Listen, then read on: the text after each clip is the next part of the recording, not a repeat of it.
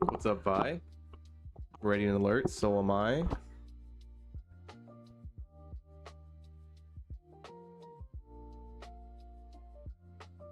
So a little bit of a difference between ES and NQ right now. NQ's pretty strong, gapped above, and ES is struggling to get above the 73,000. So let's see how this plays out.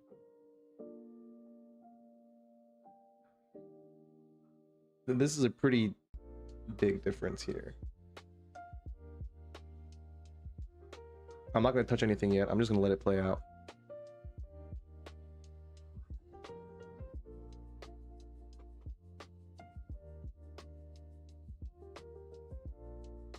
I'm waiting for one of my accounts to update. I should be able to take out a payout today, I think. Let me see. Oh yeah, there we go. Okay. So 2940.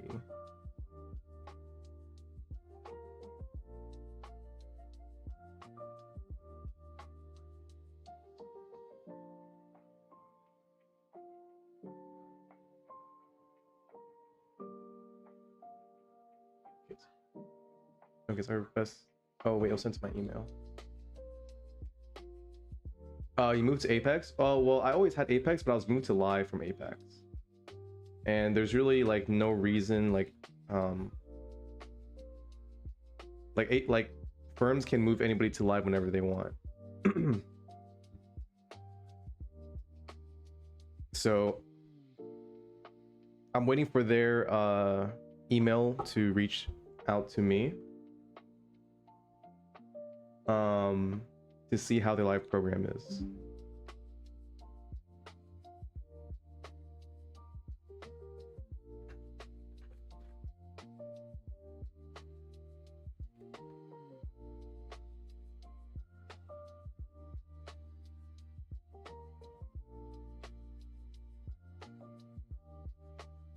$308, $309.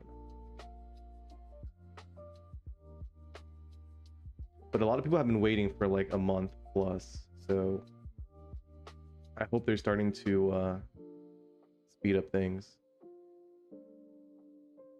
Oh no, I've been trading Apex for a while now.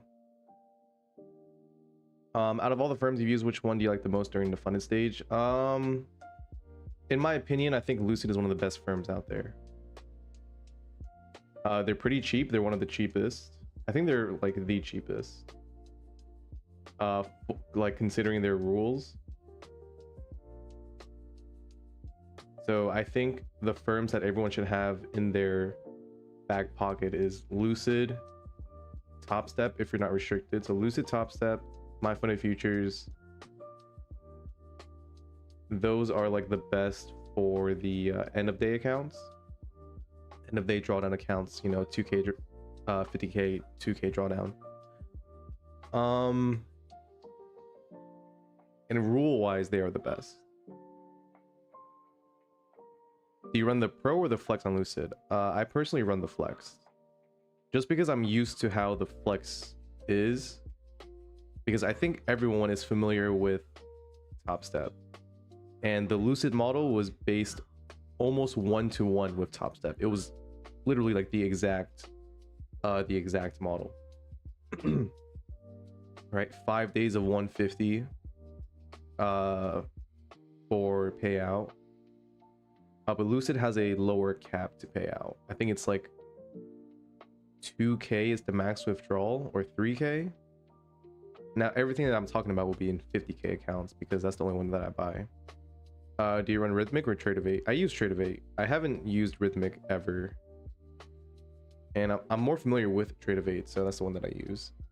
But yeah, ES is always so. Starting to pull back a little bit.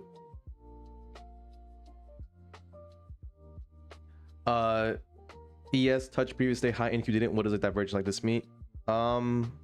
It's a bit weird, and where it's coming from is from the earnings, the tech earnings. I think AMD and SMCI had earnings, and because these are tech stocks, they're more heavily weighted on NQ. So let me look up these stocks on Webull. Excuse me. SMCI, let's see how that's doing. I'm using my phone to look this up. SMCI is up 18%, and AMD is up 12%.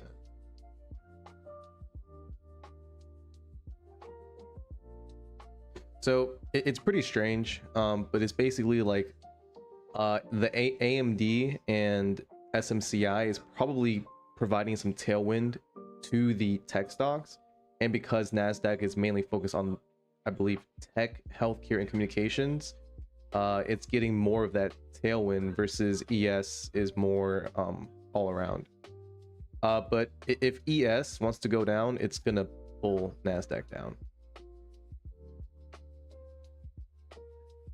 So it's how much does ES want to go down? I have no idea.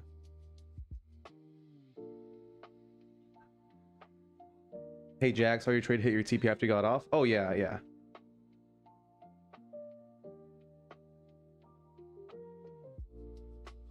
Good thing it hit TP. I was pretty like I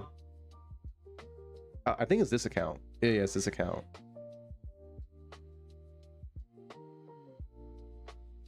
That was like it was like a whatever trade. It was kind of like I wasn't really thinking much. Besides, right now it's kind of like the environment where you just go long and then you just close your eyes and then it works out. That's what it feels like.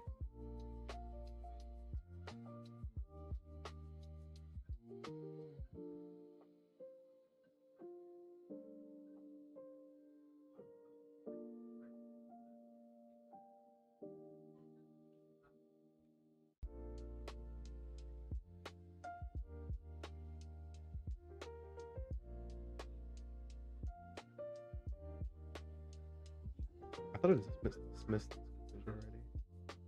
already. So because I no longer have my Apex accounts, it does suck because my total P&L that was in all those accounts is about 42.5k. That's what I calculated last stream.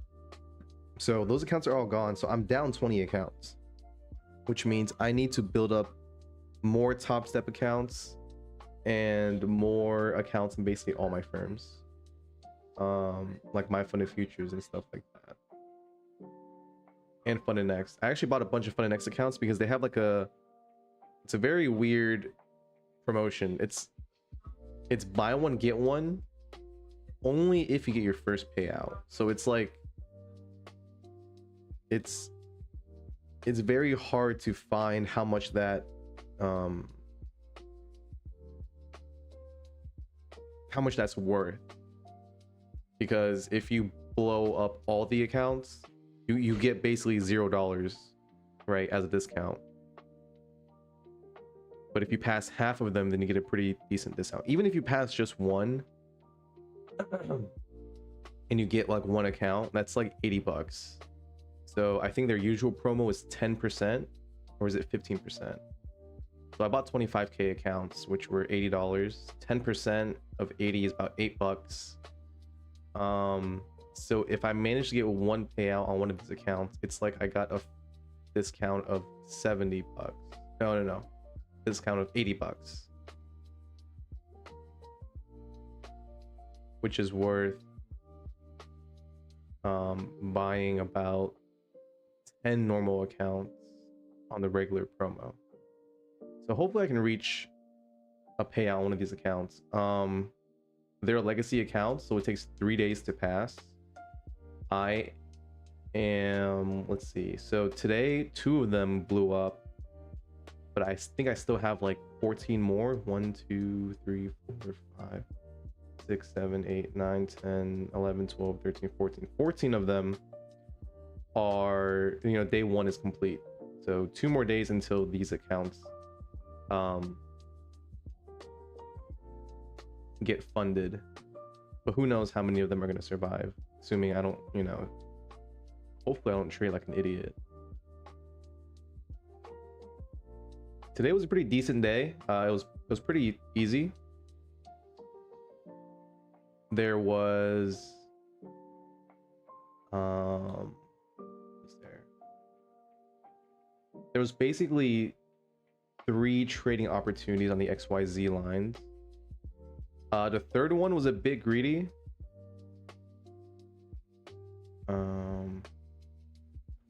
The third one was a bit greedy. So the first tap here, I took this short. That was about 13 points, 15 points on this first tap.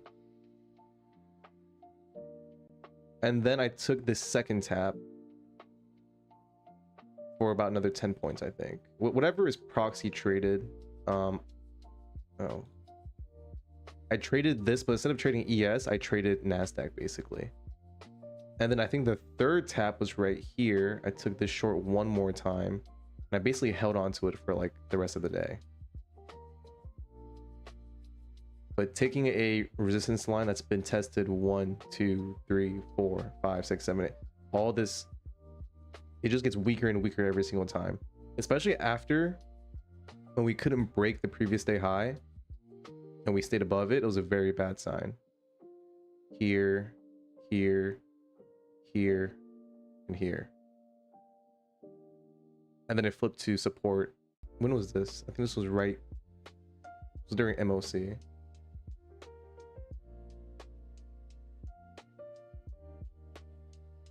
Let's see how this overnight session will go. I think the earnings will keep making NASDAQ just float higher.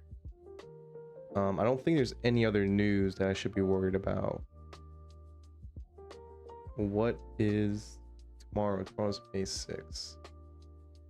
ADP employment change.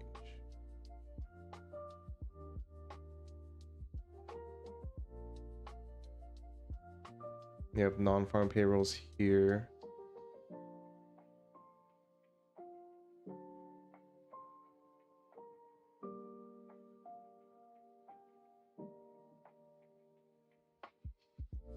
Not much news on the war today.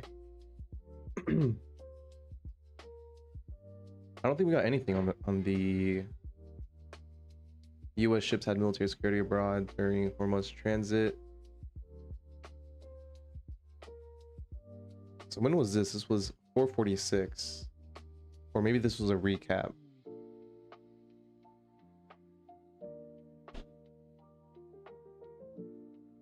I mean, just look at this. So 2 U.S. commercial ships crossed the strait. Oh, this was Monday. And then Iran launched attacks against them. And then the U.S. military intercepted the attacks and blew up the small boats.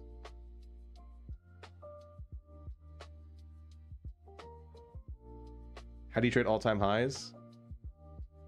All-time highs is basically... It's a bit harder to trade because all-time highs can keep pushing all-time highs for a very long time. There's nobody is stuck in a position, you know? Like there's really only, there's no like signs of resistance because there is no price. So the only thing that would lower us is when do people want to take profits? And who knows when they want to take profits, or if there's a big bearish catalyst. If there isn't, then it's likely to just keep drifting higher and higher and higher. Plan on taking any trades tonight or just filling out the market at the moment? I think if somebody were to put a gun to my head, I would just click buy on NASDAQ as ES breaks 7,300. And then my thesis would be we are bullish enough after the earnings for ES to break and hold 7,300 as because right now 7,300 is resistance.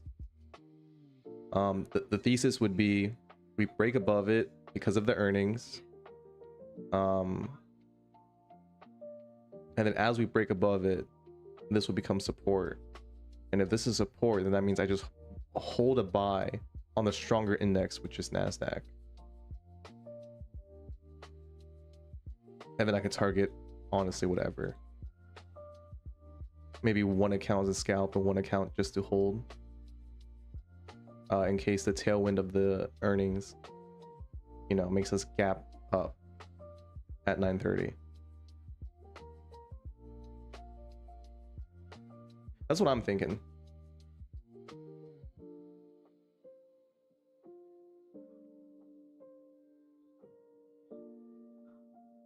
If I did want to short, there's nowhere. There's like, you could try to like pray that 73,000 will hold.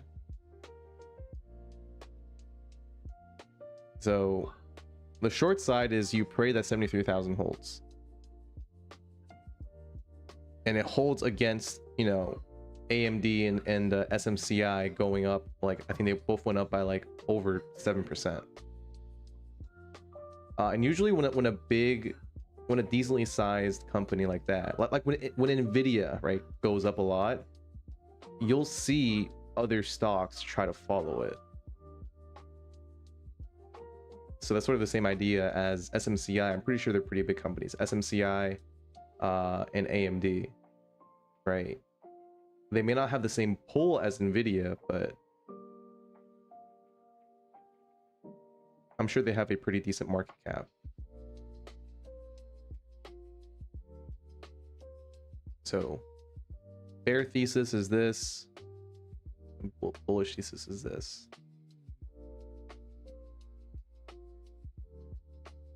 So bet against the earnings and then bet for the earnings, right? If you were bearish, you would short ES. If you were bullish, you would long NQ.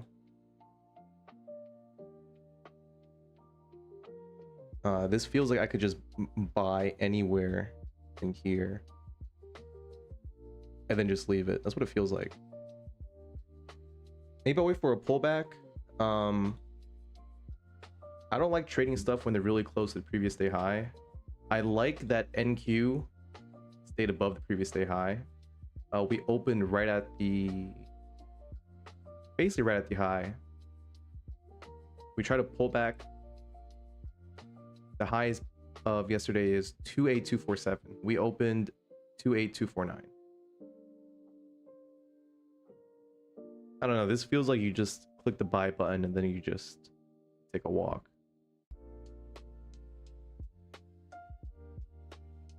I might leave a buy on the stream if we get a decent sized dip. Maybe to Globex. If we dip to Globex, or the previous day's Z level, just 7283. But I don't like longing when there's resistance really close by. Because if we drop to 7283, we'll be below Globex and we'll be below the previous day high. And both of those together are probably pretty strong. I worked for you yesterday, dude. That was just like, I wasn't even thinking on that trade. I was too busy like being depressed, going to live.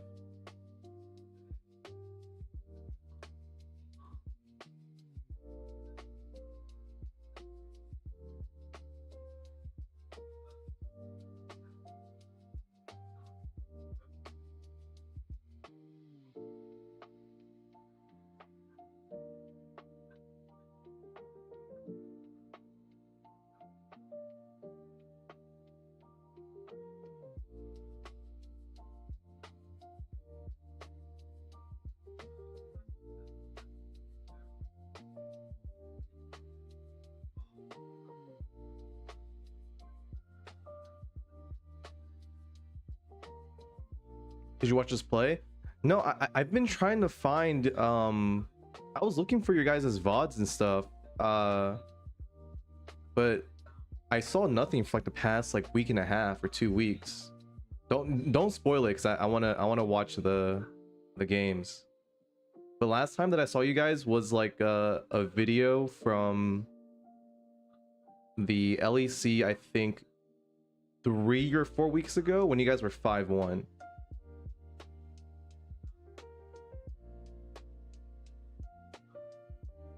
So like, is it like close to like the top 8 or the finals, or like how is it going right now? We didn't play for 2 weeks. We played this week only, our last 2 matches. Okay, all right, yeah, because I was trying to find I forgot what day. It was probably like a week ago or like a week and a half ago.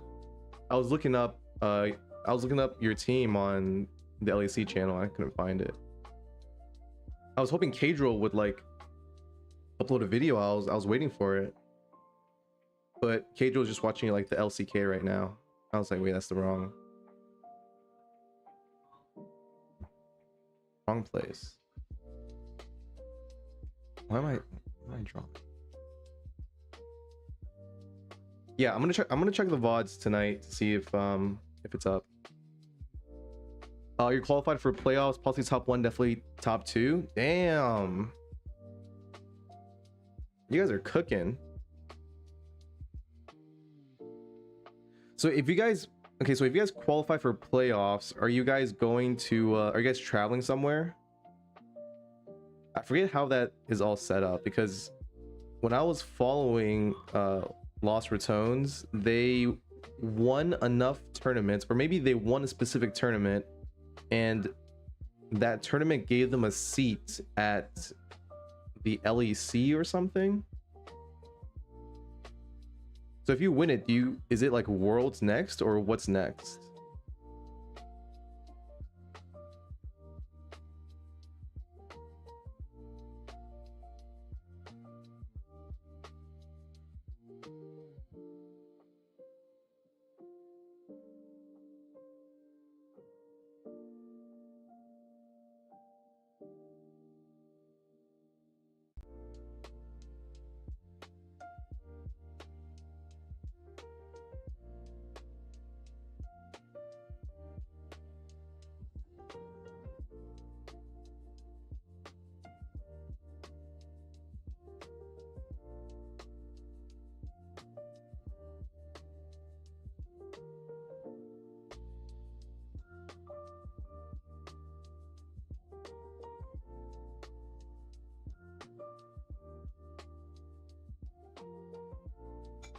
Top 2 go to MSI, top 1 qualifiers for EWC.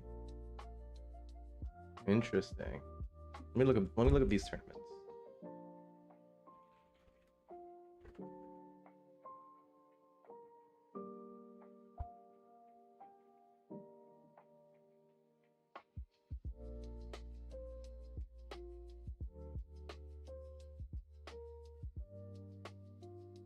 Oh, okay, so EWC is the World Cup. Dude, that would be insane if you guys go on like a crazy run. MSI is in South Korea. EWC is in Riyadh. DH. Oh, Saudi Arabia. What? Dude, that's so cool. So you're definitely gonna be traveling, huh? Oh wait, is my stream? Hold on. I think my bits is acting up again. It's probably my memory. Let me start getting rid of some shit. Let me get rid of. Okay, so I got my payout, so I can get rid of these windows. I can get rid of.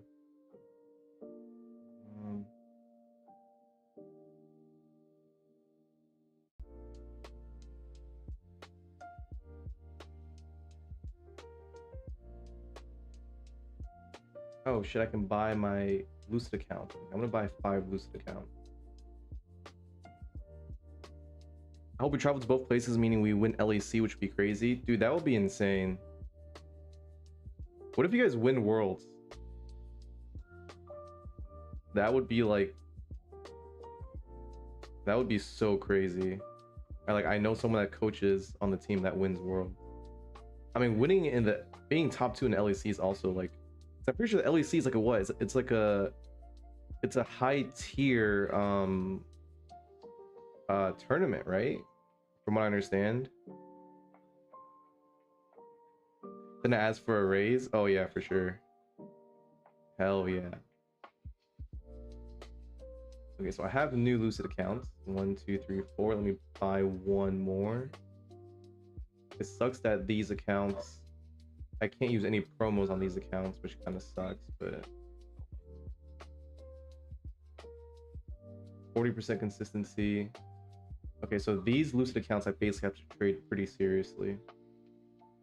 40% consistency, 5 days, profit target 3K.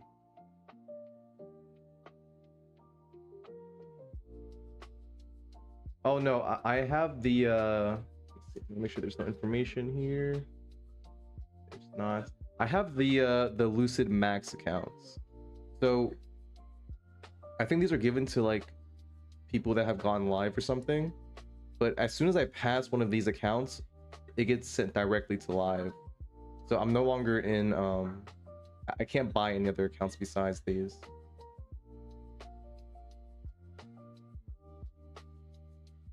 These are expensive though. I don't like how expensive they are. 25k is the easiest. Maybe I should be doing 25k. 1250 for 1000. 1.25 to 1 profit target to drawdown ratio. This is 1.5 to 2. If I was smart, I would risk, because I have 5 days to pass it, which means I really only need 600 bucks per day. Versus here, I would only need like less than 300 bucks a day. Yeah. So these are the Lucid Max accounts. These go straight to live.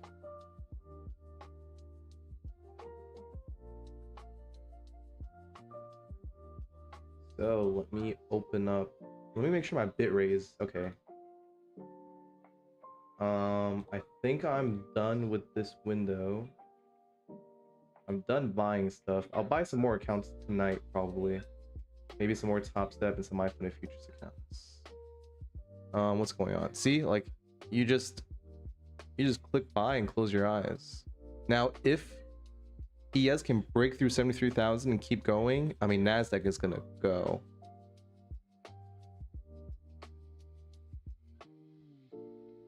Yeah, no more funded. I don't think. I think once you are in that like Lucid Max list, I don't think you can do demo accounts or paper accounts anymore. So if I ever do get 5 like Lucid accounts, I'll probably take them a lot more seriously than I will take like these accounts. Like these Top Step, iPhone Futures accounts, I could not care less about them. But for the Lucid Live accounts, I should care more about them, because the Lucid Live accounts, from what I heard, if you are a very aggressive trader that goes through a lot of accounts, which I am, the price of each account goes up if you don't get past the threshold. So or the buffer. So the buffer for that account is 2k. So I think if you get a funded account and you don't make it above 2k, I think after an X amount of blown accounts, the price of one account goes up. And it's basically a way to stop people from basically just YOLOing every single account. So maybe for the second half of this year, I'll start trading. I'll start actually learning how to trade. We'll see. I think for my Apex Live accounts, I'll definitely treat that as like um I'll treat it like an actual live account. And I think what, like, I sort of have a formula or a basis for a live account, which is, I think, max risk for one trade. So like max loss for one trade would probably be 10% of the account. So if I have 42.5k, this was my final balance in my Apex accounts. So if this was an actual live account, I think one trade I would risk, what, 4.25k? Which means that, and I'll probably only take like the XYZ lines, because the XYZ lines are, they have the best R to R ratio, and the win rate is like, it needs to be, it's probably like above 70%. And I think 4.25k, the max stop loss for NQ is 100 points. So 100 points,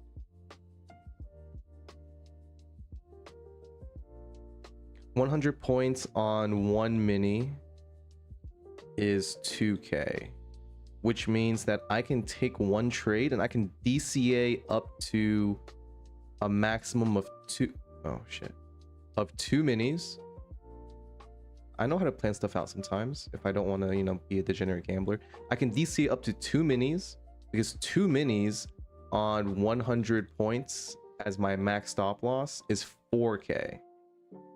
So on the XYZ line, depending on how I want to stagger into the trade, I can do something like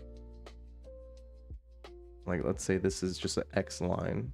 I could do something like 3 3 3, that's 6 somewhere around here, or maybe 2 3 5, about 20 points above 5, and then 10, maybe like 40 points above, for a total of 2 minis. Cost average, what, 2 3 5 10, 5 like here, halfway between here is like here, halfway between here is like here. So my cost average would be like right here as price enters this area.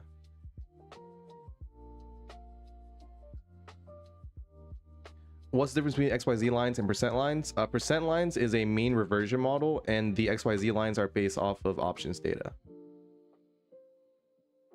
So I'm not sure if you're in the I probably don't explain it as well in, I should probably update the XYZ line like thread or the channel. But they're both, you know, they're both pretty simple support and resistance lines. How often are you live? I try to go live every overnight session, besides Sunday. Sunday's still, it's a weekend.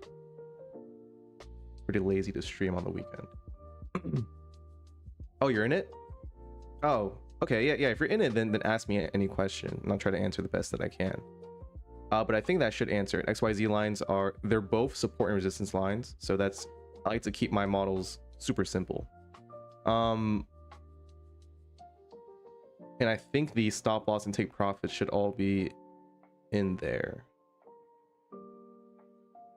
Oh, you've been doing the same? 2 to 250 per trade. You risk, if the day goes well, I'm willing to keep it at 250, 300, risk a bit more. Yeah, there's like a ton that I need to think about if I want, like, I have a basis of a plan, and if in that live account I have to take on my A+ models. The A+ models is a little bit of an overshoot of the L1 levels and the XYZ lines, especially if it's a monthly XYZ line, and especially if it's a combination of it and XY, like a bundle of them here. Like there was one time where it was like X and the monthly X was like right between each other. So I have to take this. Max stop loss 100 points. Take profit 40 to 60.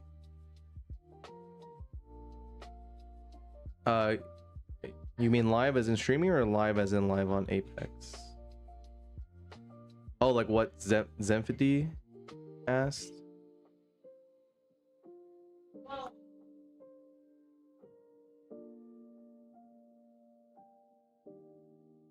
I think, oh yeah, well I just answered it for my streaming. You're just messing with me? My live accounts die pretty fast. I've only had one live account. It died in 3 trades. Not very happy about that. It's a pretty bad track record. The account had a 0% win rate. It was kind of embarrassing, honestly. But I stopped showing my P&L a while ago, so I can hide all my embarrassing losses. Even though I've been doing like really well. I just stopped bothering. I just stopped, you know, I can't be bothered posting my P&L every single day. What's funny is that like for April, I did really bad for most of the month and I posted it all. And then when I started doing really well near the end of the month, where I got my Apex counts to 42.5k, I stopped posting my P&L and then I never posted ever again. Can confirm that clicking buy and walking away was the method done for the session. Cool stream, man. Let's fucking go. That's what it felt like. And you know, as long as you're not greedy, you know, I'm not like, oh, just on all your accounts, just, you know, click buy and then hold for 500 points, right? But for like a scalp, like 20, 30, however much, I don't know how much this was. 40 points. 40 points is a big move on an overnight. 40 points on one mini is 800 bucks. 5 micros, 400, right? I think I also took that long on a eval. I can't remember. I took it on the side. Literally when I said I think I'm just gonna do a long here and then just there was no thought behind that trade, so I didn't take it on a funded account. It was an eval. It was one of, dude, I have too much shit open.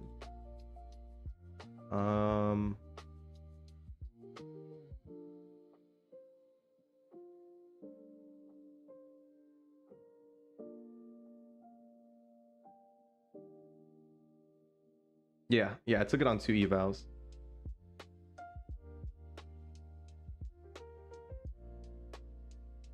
I just went ahead and closed them now, just because I think we just tapped 73,000, right? See, 73,000, first area of resistance right here. So this was the smart way to, this was the smart area to close. 73,000 plus 28299. So basically 28300. Oops. Any dip, I'm still willing to buy it. Technically, if we consider my overnight model, in the next 13 minutes, we likely won't dip all the way down here, which means the overnight model is now looking for a pullback of 15 to 20 minutes before buying the pullback and chasing it higher. And in an environment like this, plus the earnings, like I would love any dip to buy, any dip, especially this Globex dip. And basically, I'm just praying that we don't close the gap. If we do close the gap, I think, how far is this gap? Was this 30 points? That's like 1 or 2 ads. The overnight model is, I would love the overnight model to be first entry 28249, 28250. Second ad 28230. 28230 right here. And then one more ad at the gap close, which is what here, or 200 flat. I could do that too. So one account, second account, first account, second account, third account, and then as it dips more, I'll add the max amount of counts I want, and this is 5.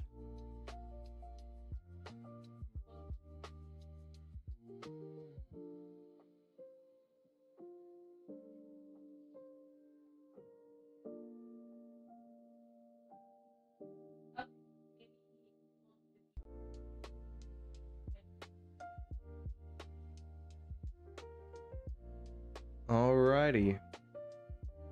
Just one of those days where you just buy and walk back some profits. Okay, let me open up another trade of 8 because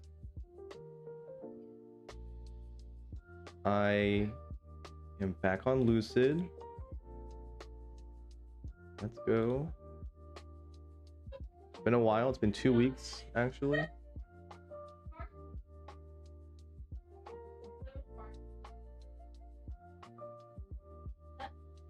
Let me read up on these live accounts, on the Lucid Max accounts. Lucid Max account.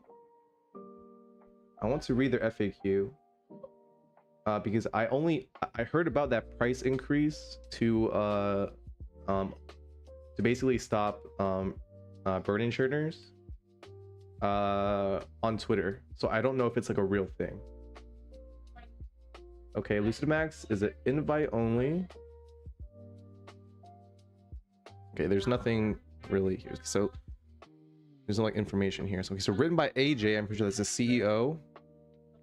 Invite only live futures prop firms, blah blah blah. Daily uncapped payouts, no daily loss limit, blah blah blah. Earn through performance. Yada yada yada. Okay.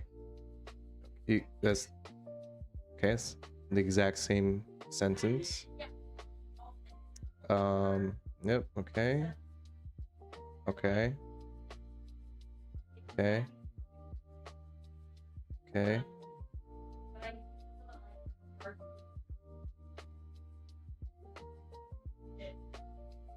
Okay. Let's look at this one. Lucid Max cooldown. The Lucid Max cycle, the goal is create pathway, blah blah blah. Lucid Max design as a repeatable cycle. If a trader earns profits above the live drawdown, there's no limit to how many times. If a trader earns profits above the live drawdown, which should be 2K.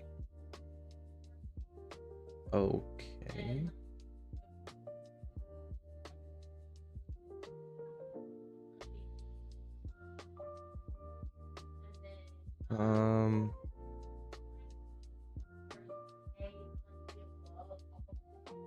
If you still have active Lucid, you may continue trading and even move back to live. Cooldown, full porting near live max loss limit. Traders who engage in reckless trading behavior. Okay, so they're talking to me. Full porting positions near the live max account loss limit may face additional consequences.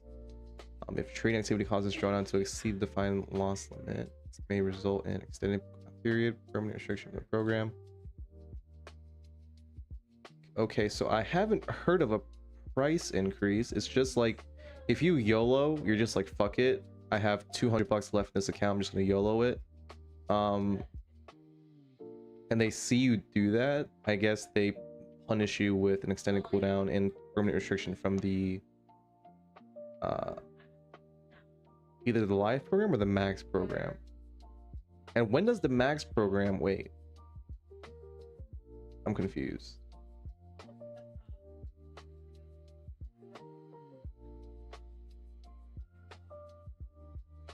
Okay, maybe I'm just thinking about it too much. Holy shit, what's going on?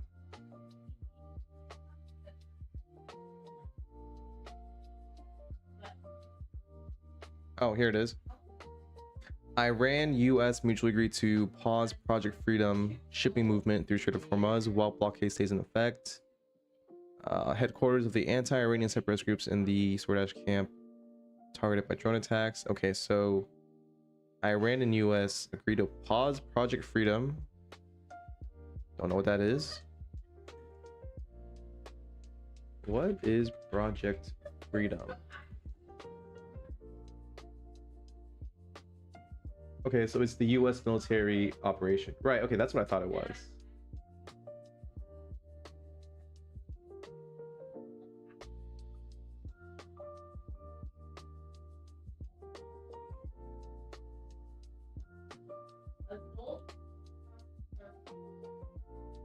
All right, well now I want to buy the 7300 dip. If we dip to 7,300, I mean, we might not even dip to 7,300. That was crazy. Aim for a humble 8 points on ES with 16 micros. Go up for 22. This feels like it feels like it's not even too late to enter now and then just hold. That's what it feels like. But I really want, like, if we dip back down to 7,300, I'm gonna be saying that's where I wanted to buy in, because that is where I want to buy in. But we might not dip back down there.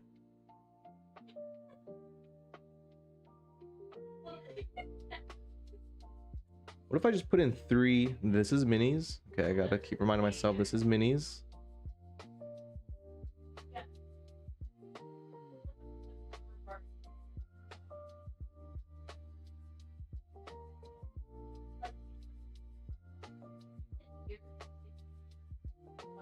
Like, I could just buy 3 micros here and then hold this for the rest of the day. 3 micros, and then if we dip down to 7,300, buy 3 more or 4 more or 5 more, or I can do 1 mini. 7,300 is probably close to 300. Oh dude, that's 80 points. 80 points of 3 micros. It's 240 times 2, which is 480. Oh god.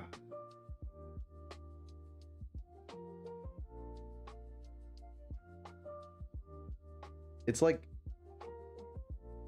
I just can't bring myself to do it. I'm gonna wait for a dip. If we dip here, I'll buy. If we dip here, I'll buy. Here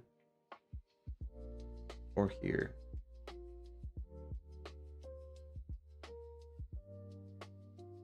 Just because I don't want to like a 90-point drawdown, even on 3 micros. That's way too much.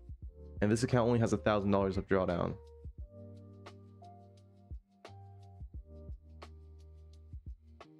Which fucking sucks. I hate daily loss limits. Apex did it the right way, I think. Apex had a daily loss limit, but it scaled with your account. So when your balance for a 50k account was 0 to 2k, like however much profit you have, 0 to 2k, your loss limit is 1,000. If you're between 2,100 to 3k, I think it's 1.5k or 2k. And then if it's 4k and above, I think your loss limit is like 3k. That's how it should be, because otherwise you're just kind of like, as you scale up, you're just fucking yourself because you only have 1k of drawdown. So there's no way to make gains in scale. You know, if you're a good trader, it's hard to go like this. It's even hard to go like this. Well, okay, hold on. Let me make it. As you scale up, it kind of becomes more exponential. But it's hard to go like this. Right? $0. Right? Or I guess this should be like 2k buffer. And then as you scale up, it gets to like, let's say this is 10k buffer. Right? For this 2k buffer, you can only risk 1k. For a 10k buffer, you can only risk 1k. That's like, so you can only risk 10% of your account, which is sort of how it should be if you're not trading prop firms. But instead of 10k, let me make it a more extreme example. Let's say you got your account all the way up to 100k. This will take you like 10,000 years, or like a crazy run. with max contracts. So if you had a 100k account on Top Step here, you would only be able to risk 1k per day. Good luck getting this 100k any higher. Versus Apex, you know, this would grow with you. That's how it should be. So Top Step has this issue if you're in the program that I'm in. The My Funded Futures Builder account has the same issue. What other?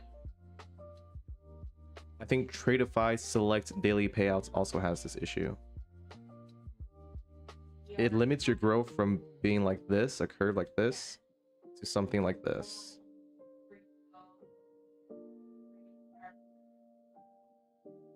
Or I guess it's something like this.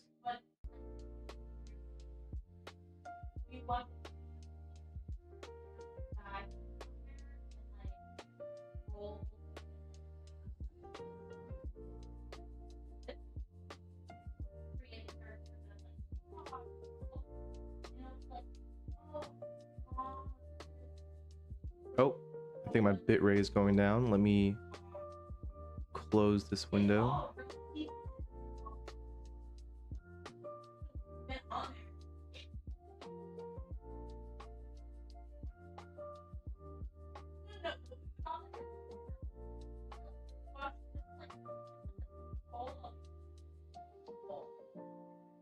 The stream's current bitrate is lower than recommended. I recommend that you use... Hold up, what's my memory at? Let me open up my task manager. 75%, okay.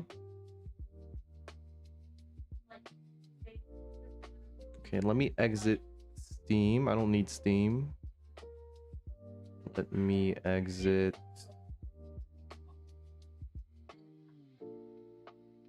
Why do I have Teams on my computer? I'm not working on my computer. Exit that.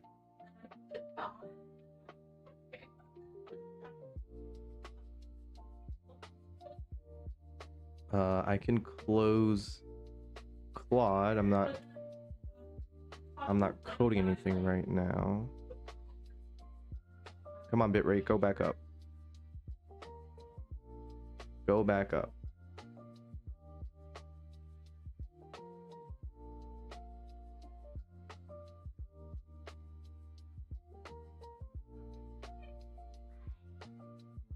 Okay, hopefully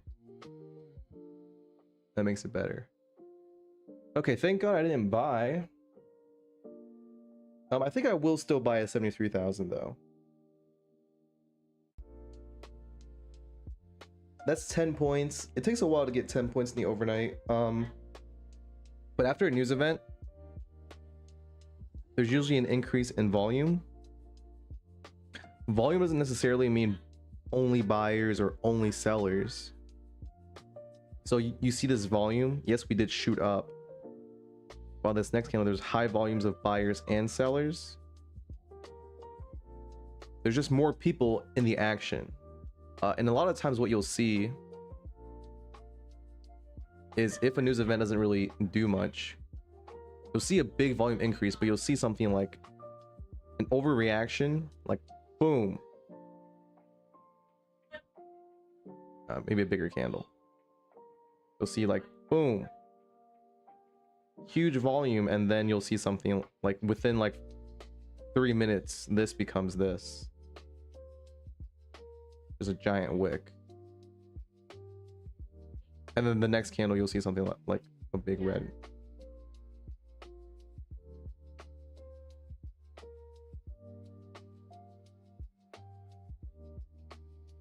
So let's see how this one is gonna go. NQ's a bit weaker. I still think that buys are on the table.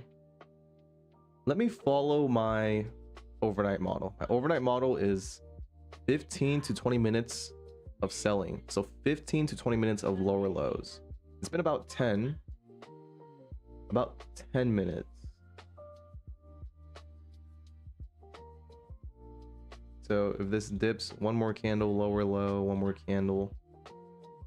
I could buy here and then next add here and then go for about 20 points, 10 to 20 points for overnight scalps.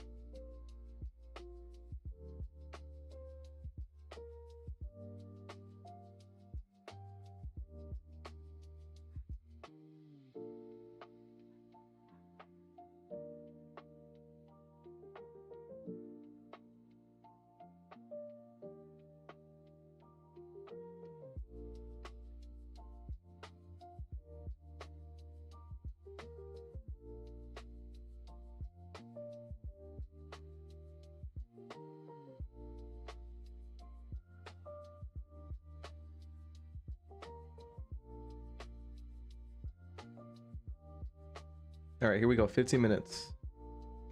So at 7:10, let's see how this candle. I like to see bigger candles on a pullback. If you think it will keep dipping, why not enter a sell position? I don't know if it'll keep dipping. All I know is that if it does keep dipping, I want to buy.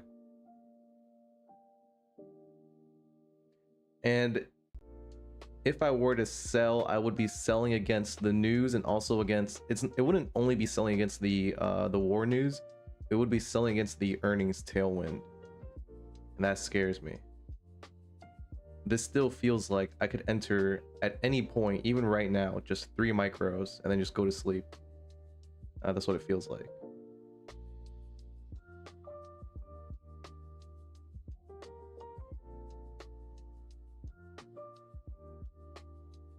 All right, what's going on with the bit rate? Am I...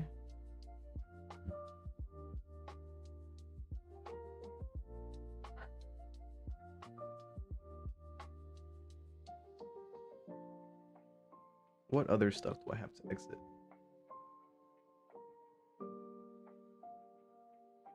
I don't want to exit my bot. Maybe I gotta get better internet.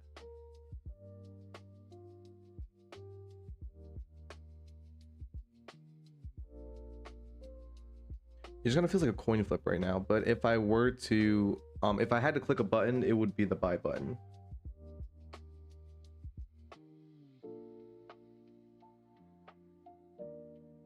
And even though it's been 15 minutes of selling pressure, I like to see pretty deep lower lows. Like this is pretty decent. This to here. I would want this candle to be like here. Another lower low like to here. And then buy anywhere near this section of this candle. That's really what I'm looking for. But I've seen enough news events where it goes up and then it dips and then it can't crack below like the 50% line of the news candle, right? It'll go down here and then we'll keep rallying. So everything's kind of bullish right now. That's what I think. Let me check the Mag 7 to see if they caught the tailwind from the earnings report. Let's see. They actually didn't. Besides, Google is pretty high. What's crazy is that like everything is. So Google is up 1.5% after hours. Nvidia's up 0.2, and then everything else is down by like 0.4 or 0.2. And we are like, now I am only looking at the Max 7, right?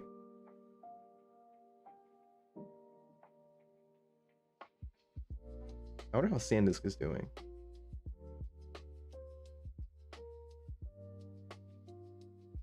Holy shit, SanDisk is... Last time I checked SanDisk, they were at like 1,000. They're at 1,400 now. It went up almost 40% in the last... When was this? 4/24. In the last like 2 weeks, it went up almost 40%. That's what I had a feeling about SanDisk. I have a feeling that SanDisk is gonna be the next Nvidia. I was just too gun shy to buy it, but it really does feel like it's next Nvidia, especially if AI. I mean, AI is a stock market, and if AI is going to continually being used, RAM sticks are still going to get more expensive. Memories is going to be expensive, and memory is very important for AI.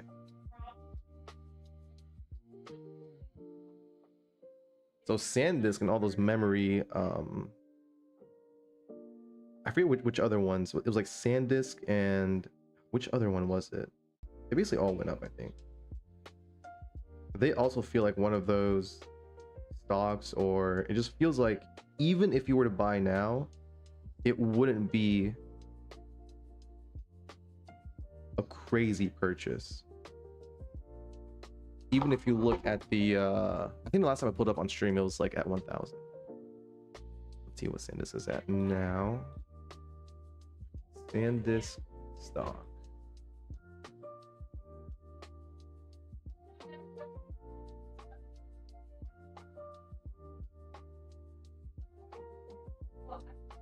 Damn, it beat the earnings by 59%, and the revenue beat was 25%. That's insane.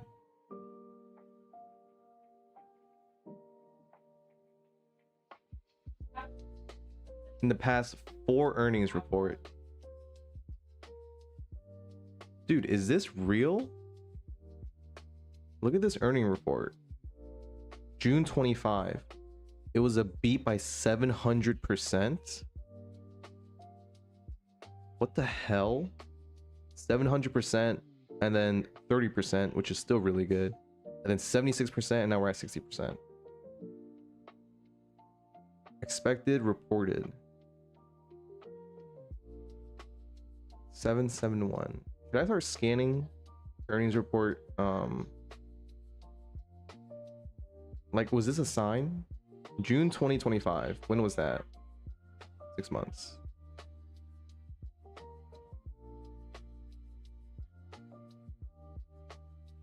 Year to date. June. Wait, where am I?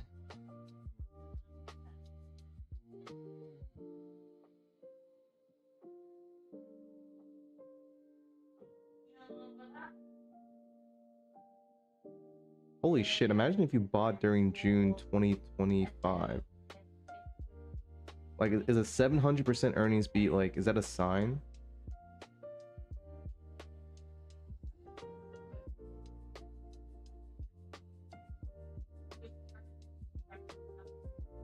$47. And went up almost 4,000%. Are we getting higher now? Yeah. I wonder what other earnings. What stocks have beat earnings by over 700% recently?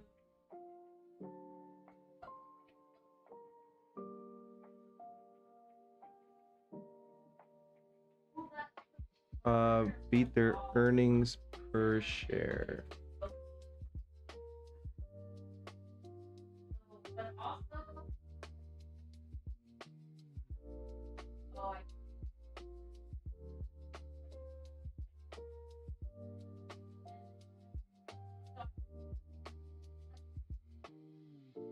Is there a site for like earnings reports? To narrow this down, are you asking about stocks with an unusually high earnings beat percentage? Yes.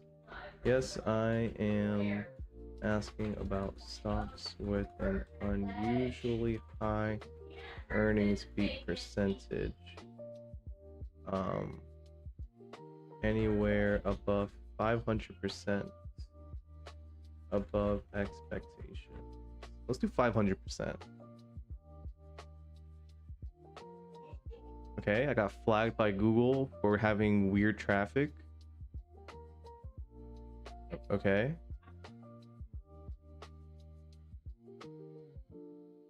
What the hell?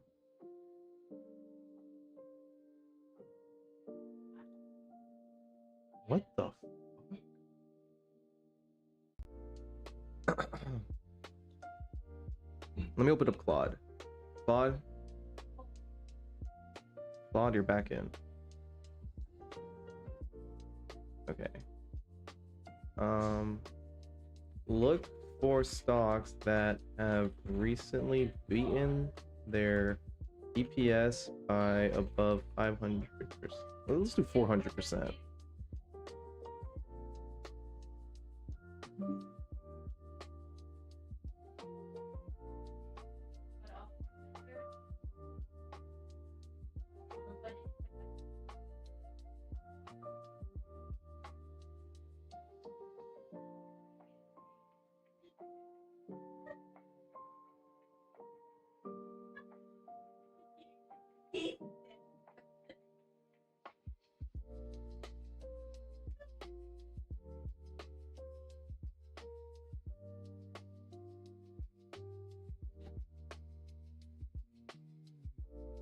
Okay, Claude couldn't find any above 400%.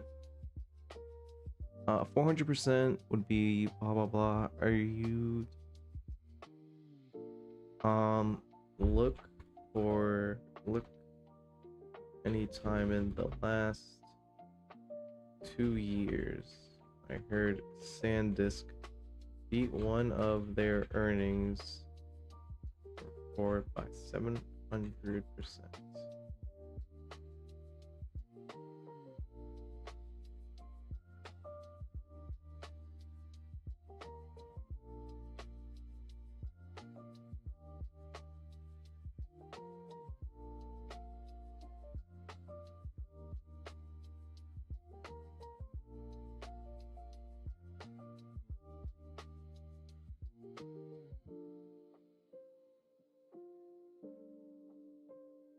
No.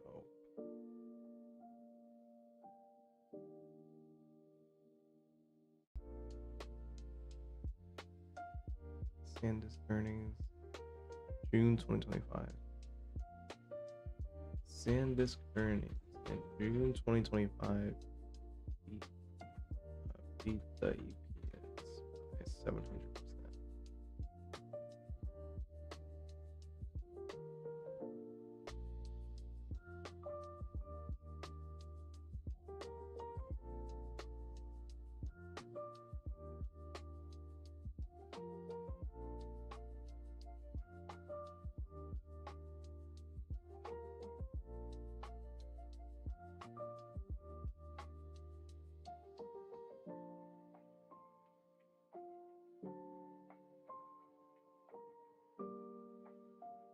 $70. Wait, hold on. Is this math wrong?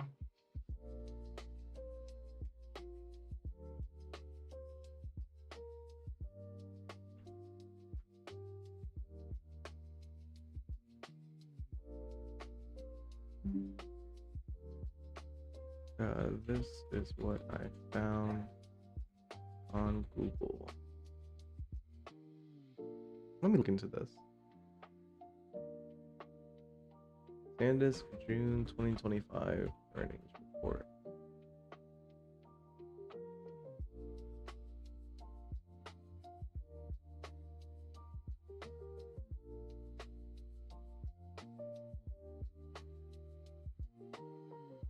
Q4. No, not Q4.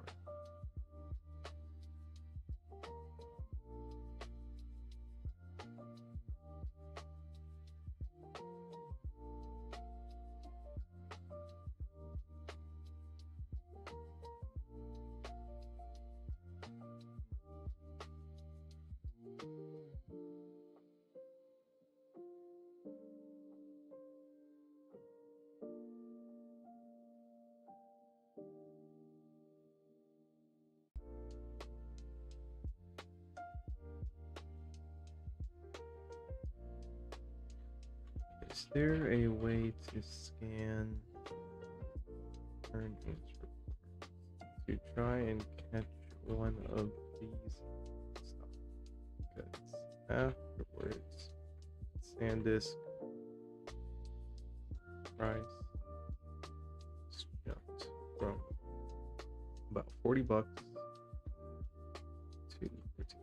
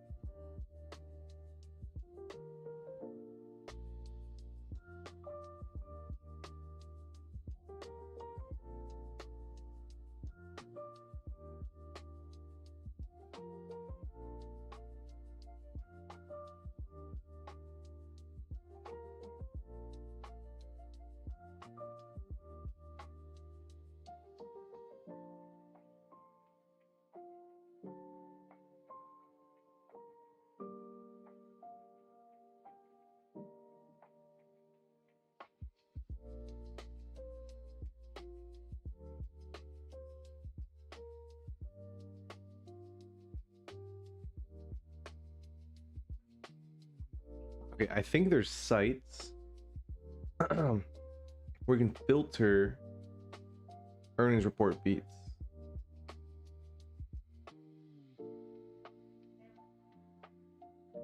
Okay, so which market beat earnings? The website market beat earnings. This, yeah, so the site. Okay. Now, how do I filter this? Beat estimates.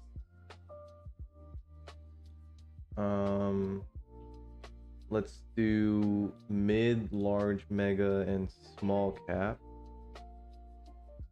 Sector could be anything. USA. Okay.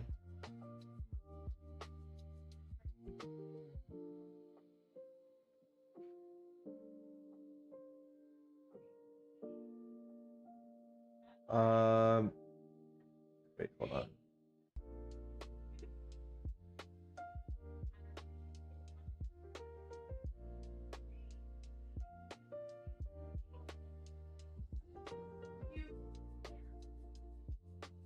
Does anybody have historical?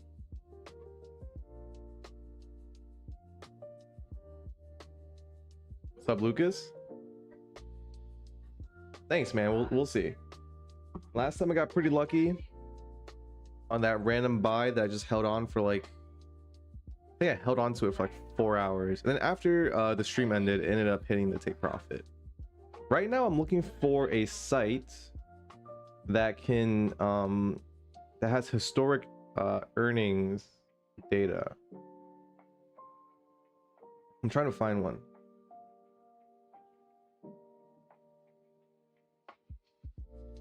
Asking Claude. There's Market Beat, Zach's earnings surprise. Zach's earnings surprise. Is that a website? Zach's.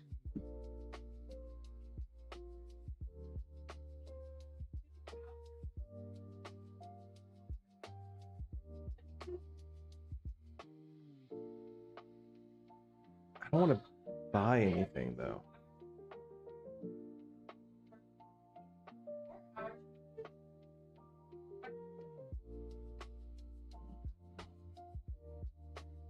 What sites have historic earnings per share data? Yahoo Finance. Oh, there's a lot of sites. Hold on.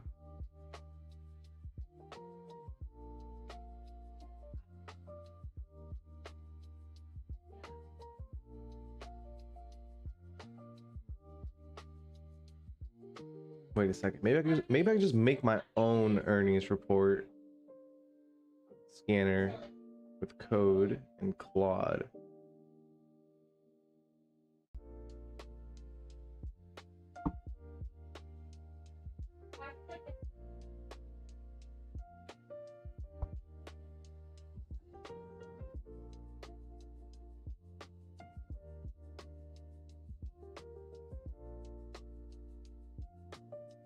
Earnings. Oh, earnings per share filter. Okay, so this site has a filter and it's a premium. Okay,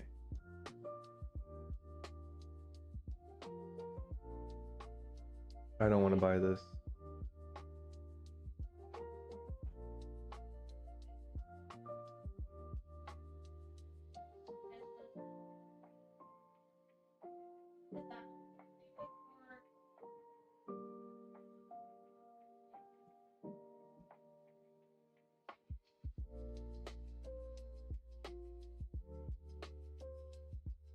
I want a free one.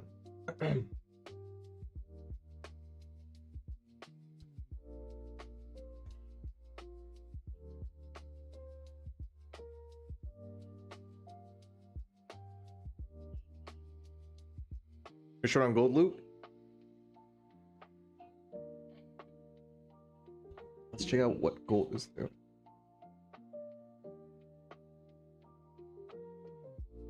Ah. Yeah, this is a pretty decent area to short, actually, for a small pullback. Right at 4,600. That was where I would have entered. Hard to find websites that give you that for free. Yeah, for sure.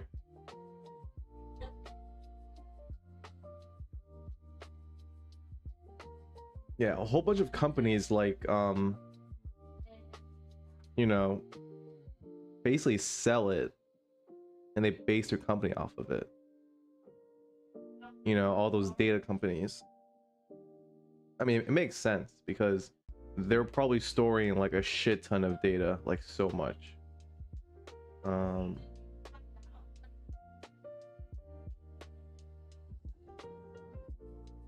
Average bit orders have 594.7. 594.7. And it's not the worst. Now, I don't know how much dollar wise is 59 or 4594 to 4600. But no, this is pretty decent. I wasn't keeping an eye on it. And I think it should have a big volume spike at 8. 1 point is $10 for a micro. 1 point or 1 tick? Because 1 point would be 1 point would be 4594 to 4595. Whereas 1 tick would it be like it would be 4594 to 4594.1.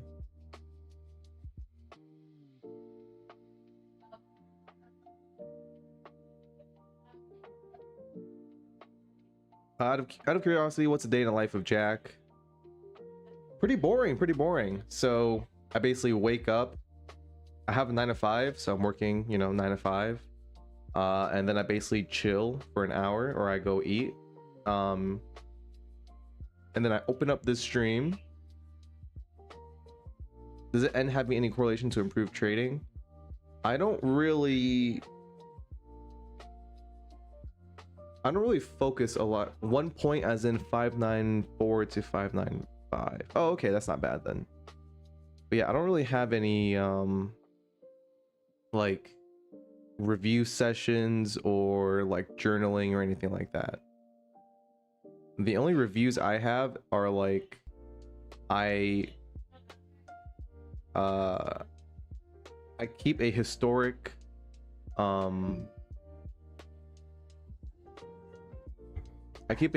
track on my chart of all my previous lines, and then once I get a decent amount of data, I can start going back and looking at it, right? So this is one of these days, this is one of these days, and then I can look at, you know, I'm a pretty data driven person, so then once I get enough, I think I'll wait for 2 months. How much data do I have? I am missing this one day because this was when I was out and my access token to Charles Schwab was expired. I have data going all the way back to, oh, are these also data points? Oh, but this is what I had to do it by my hand. I probably won't do those. So I have data going back for not even a month.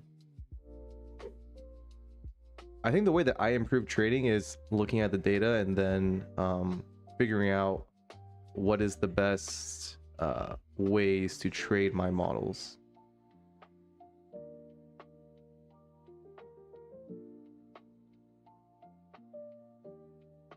I don't have enough data for this yet. If I'm looking for shorts, it would be here. And then it would also be here. If I'm looking for longs, it would be probably here, 73,000, another long here. If we ever reach below here, that would be a long too. Long. This would be a short. This would be a long.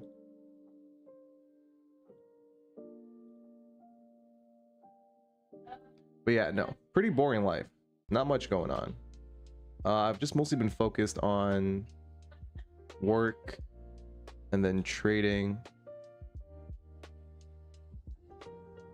And then thinking about ways to expand my business.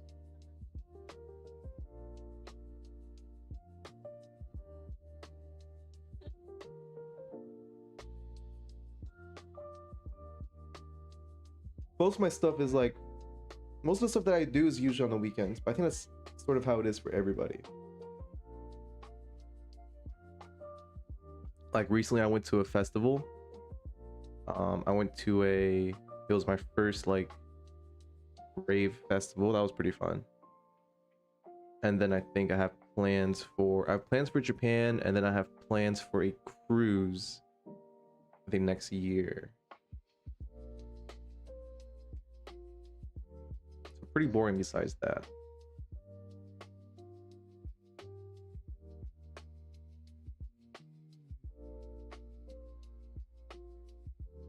All right, let's go back to NQ. Movement's kind of died down. Where's my financial juice? Did I exit out of it? Where'd it go?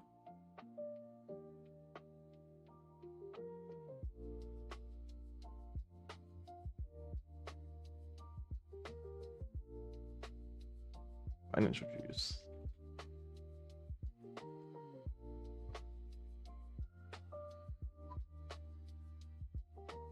I don't think there's going to be a lot of big catalysts anytime soon.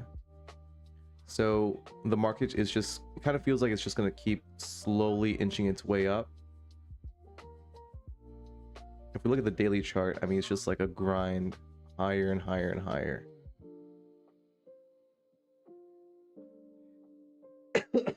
Like this was the one, like we had one day of a lower low, and that was it.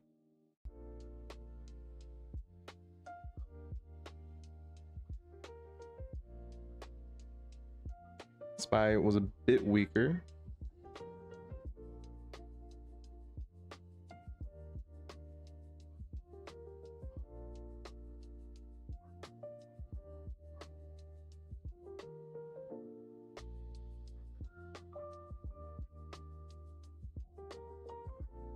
Yeah, well, one of my viewers is actually in Japan, and he showed me some pictures of an island where he's from.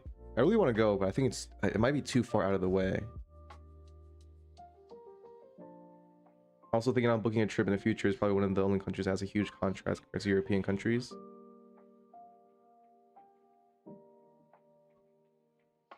Yeah, I also love their food, so when I go, I'm probably gonna eat like a shit ton. And they have really great like gift shops. So it's gonna be nice. I haven't really had like a trip like that. I've only been, well, I guess, no, I haven't really.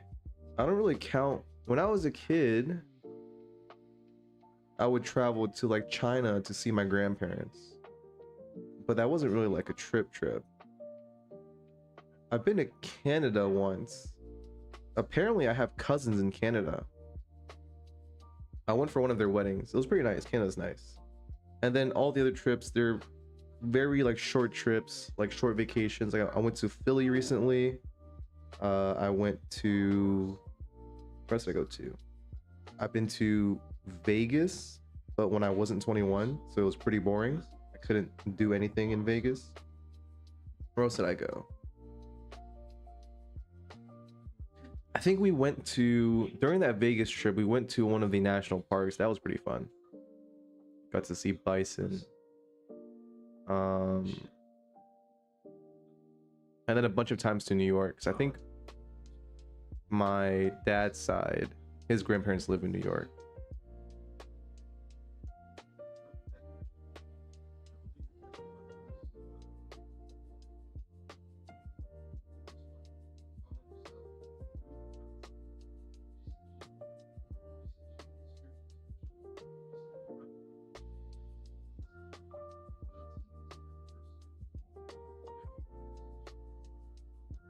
If you like islands here in Portugal, we got Madeira, wins constantly in the best tourist spot. Also is where Ronaldo was born. Oh, really? Dang. Are you a big football fan, Lucas? Let me look that place up. I think I have friends that were from Portugal.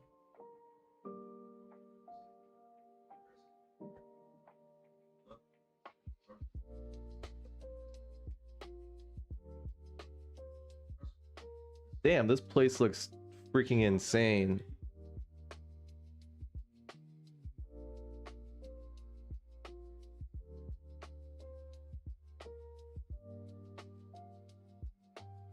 This is like nice. Used to be oh, because you were a goalkeeper when I was younger. Dude, goalkeepers have it hard, I heard.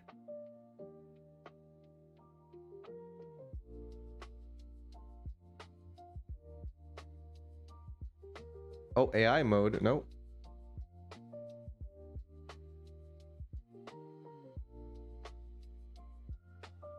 Oh, what's going on with my internet?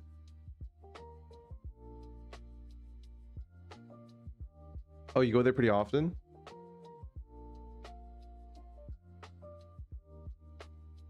I mean, it looks so beautiful. Like, that looks amazing. Okay, wiki page. This is probably not going to help me.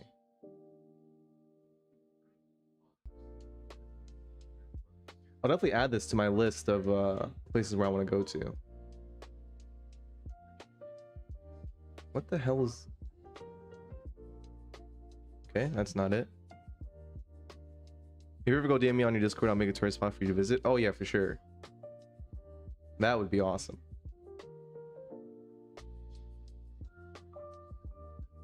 Yeah, all of that place, all of that right side, or I guess I would call it the right side of the globe, but you know, Europe, basically 99% of Asia, all of that place, basically anywhere not the States where I'm from, I'm like a complete stranger to, so I wouldn't really know places to go or anything. I'm going to Japan with some of my friends, and they just went, I think, 3 months ago, so they already have a pretty big itinerary, and they already know like where to go.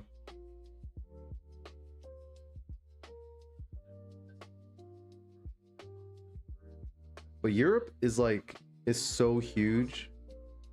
Like there's so many different places to visit. I have a bunch of places on my list. The one thing that I do hate is the airplane rides. Like I hate being on an airplane for anything over like 8 hours. And that side of the world, if I want to go there, it's like 8, 10, 12. I think for our Japan trip, because we wanted it to be pretty cheap, the cheapest way we got to like buy the tickets is using layovers. And I think we have a layover in LA or somewhere else. And I think the layover is like 8 hours. So like not really enough time to... Was it 8 hours? I forgot where it was. Size of Texas is the size of Central Europe. Dude, I remember when I had an internship in Texas. Hold up, where was I? I was here. Let's look at the stockyards.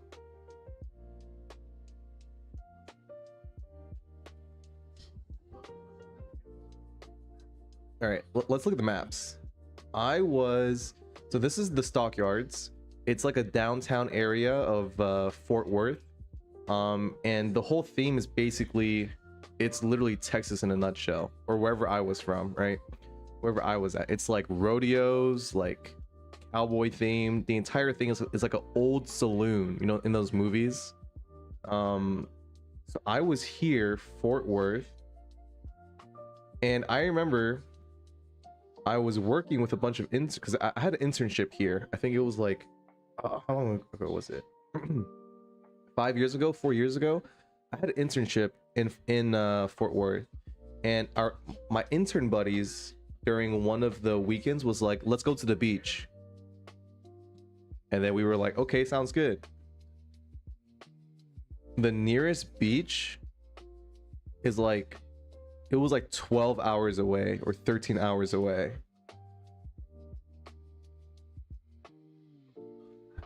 Beach.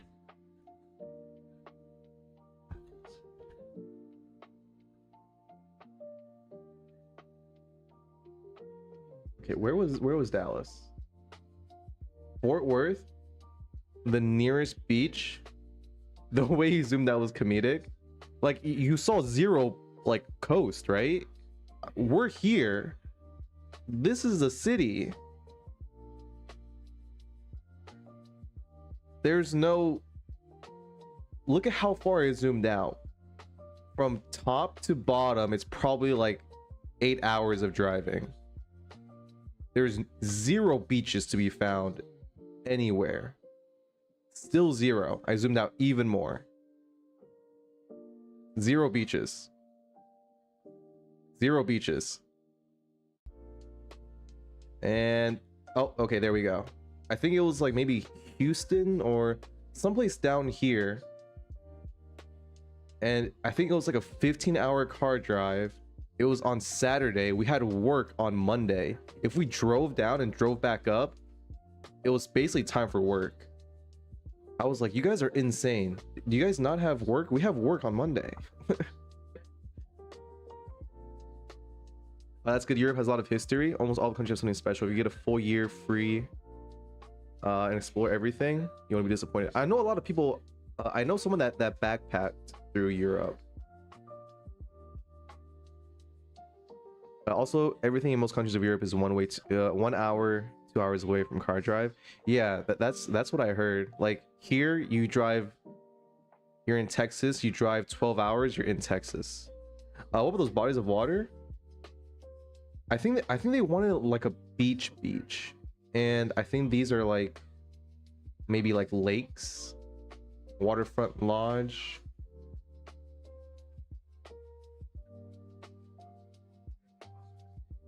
How do I? Is it Google Earth?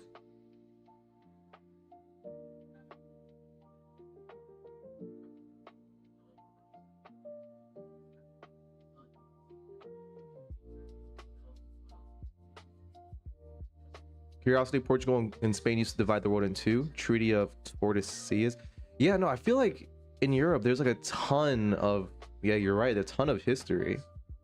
And that's just two places he named. Czechoslovakia. Yes. Where Luka Doncic is from, I believe. All right, here we go. I want to go from this place to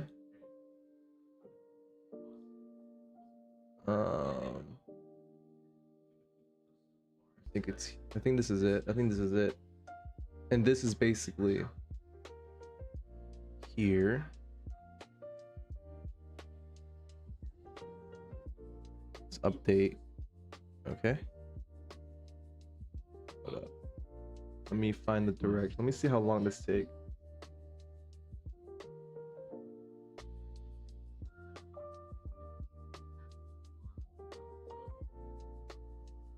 Okay, it will take about 4 hours. Oh no, it takes an hour and 33 minutes driving. Yeah, no, that's why I took it away. It takes an hour and 33 minutes to get to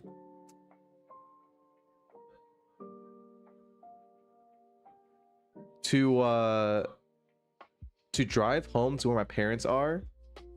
It takes almost 3 hours,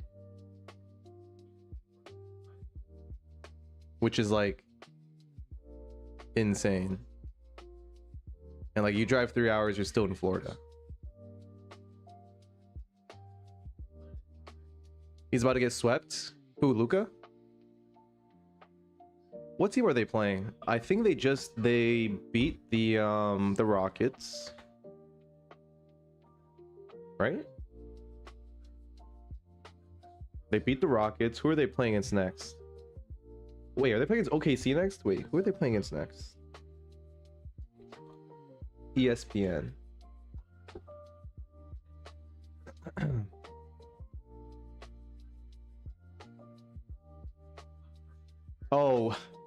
Oh, they're playing OKC next. Okay. Yeah, no, they're probably gonna get swept. There's been some really good reverse 3-1s. Detroit. I'm a big fan of Detroit. Big fan of Cade. Who else also got reverse 3-1? Wait, hold up. Playoff bracket. Okay, let me look at the bracket. Okay. Who else got reverse swept? Was it? I thought 2 teams got reverse swept. They're playing OKC today. I'll probably watch that game. Did the Raptors get reverse swept? Oh no. Celtics got reverse swept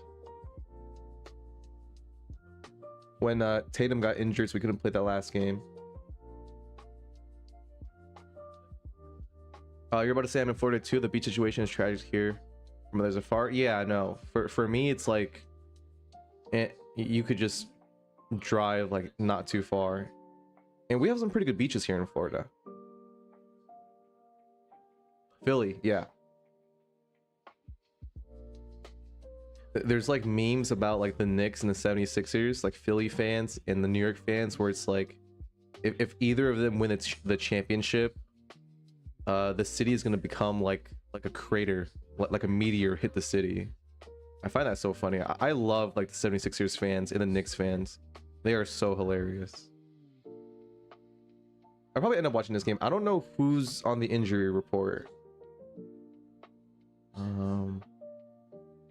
Okay, the odds don't look very good for the Lakers. I think Luka is still injured. Luka's out. What sports are you into? I'm mainly into basketball.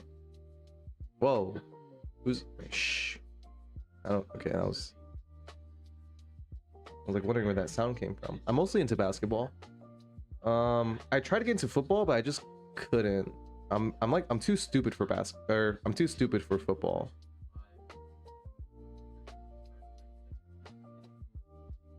Okay, so Luka's out. Jalen Williams is out. Injury report. Oh, this is full injury report.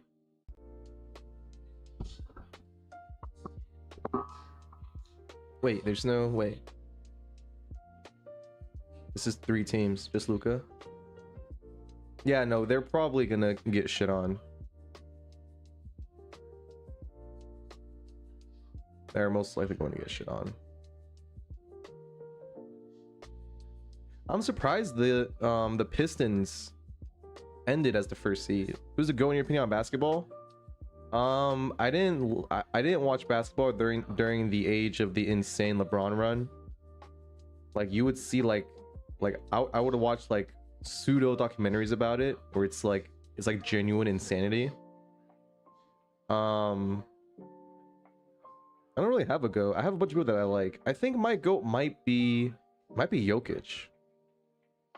I'm a big fan of Jokic. I like the way he plays. I like the way that he passes the ball. And the way that he plays is very like very low risk of getting injured. Right? He's not like an explosive player. Right? Where there's a high risk of getting injured. He's like the most he's gone off the ground is probably like 1 feet. So a lot of floaters, a lot of hooks, and I mean you would have to try to injure him. Like you would have to be a dirty player to try to injure him. But he I think they lost in the first round. So that kind of sucked. He also has 0 emotions. Dude, he's hilarious. I see so many stuff about him on TikTok. Like he loves his horses, and then when it comes to like basketball, he's like clocking in. It's like a 9-to-5 job for him. Who did they lose to? They lost against the Timberwolves. Yeah, only when his horse wins a race. Yeah, I've seen all those videos. They're so funny. I think Jamal Murray was selling during this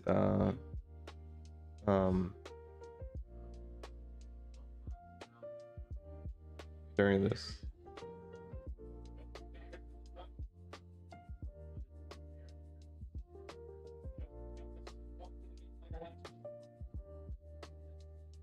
Who the hell is Spencer Jones? Man, I have not.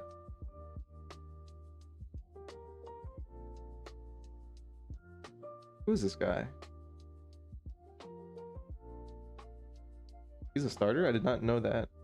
Wait, Aaron Gordon didn't start? Oh, is he injured?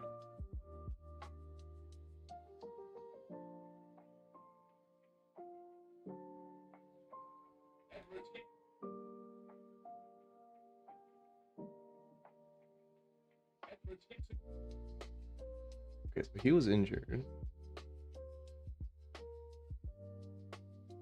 Yeah, Jamal Murray was shooting concert tickets, or what was it called?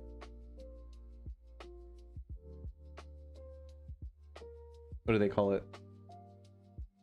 Tour dates. That's what they call it. He was shooting tour dates.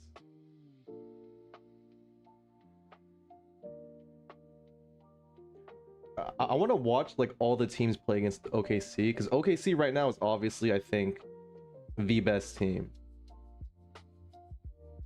They have like 40% shooters, like 7 people deep in the bench. So I'm curious to see if like who's gonna stop them, or if they're gonna go all the way.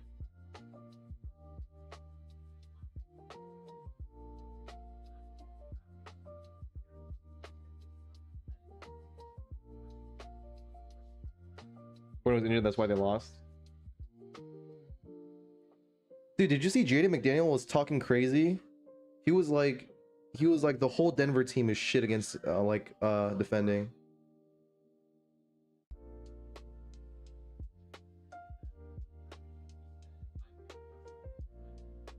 And then they couldn't shut him up. Although I don't think he did that well in the last game.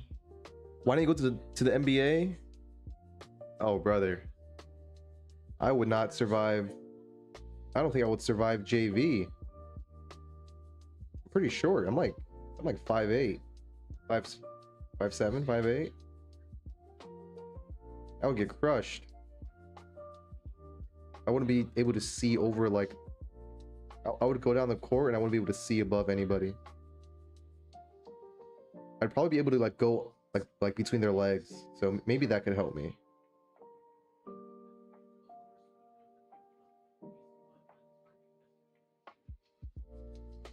I think the game's in 30 minutes. I'll probably end up going to watch it.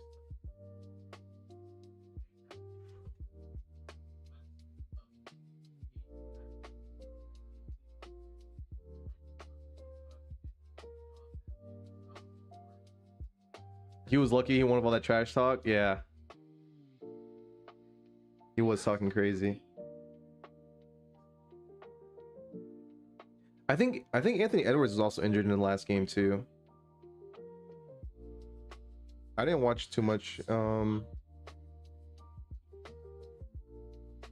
didn't watch too much of that game. I used to be a lot more like watching a bunch of the games.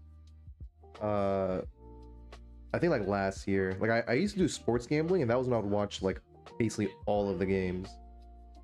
It made it way more intense.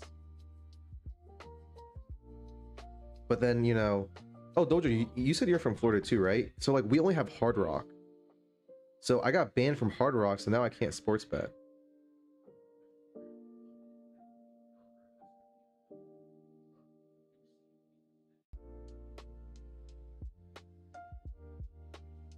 So like if I want a sports bet, I'd have to do like some, I don't even know, some bookie or whatever. I don't know, those are sketchy, so I don't bother doing it. Just go, I don't think this market has much to offer, looking more for tomorrow and the rest of the week. Yeah, I think right now it's kind of just digesting the news and the stocks earnings, or I mean the earnings report.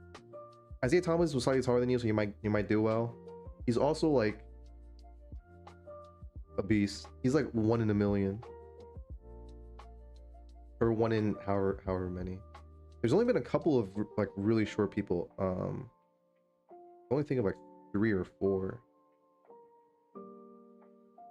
Isaiah Thomas is one. Who's that other guy? One of the more recent ones is Yuki something. He used to play for, oh, you're in Canada? Oh, it must be someone else. What's your team, Dojo? Are you a Raptors fan or no?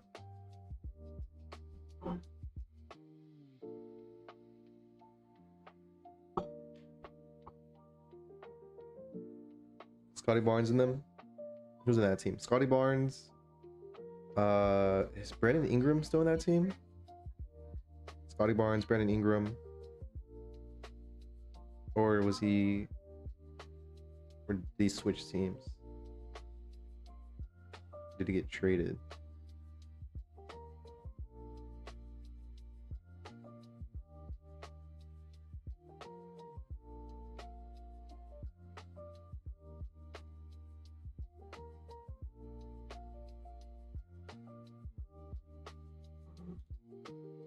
Let's see where Brandon Ingram is now. I'm pretty sure he's in the Raptors. Yeah, he is.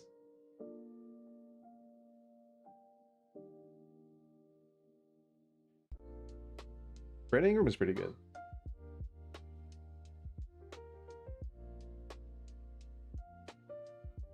I think he has... I always see him getting injured though, I feel like. When I used to watch him.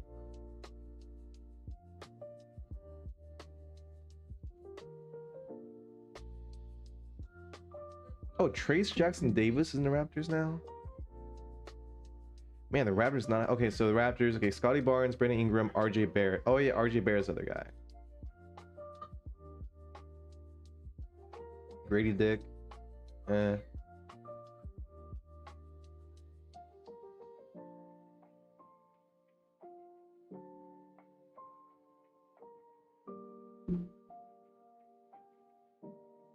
Jakob Pertl. Oh yeah, Emmanuel quickly is in that team too.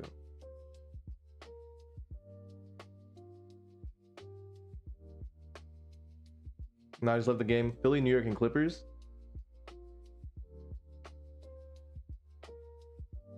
Just judging from those three teams that you said, you have to be like a toxic fan, right? You have to be one of those people that I see that are super hyped about the game, right? Or super energetic.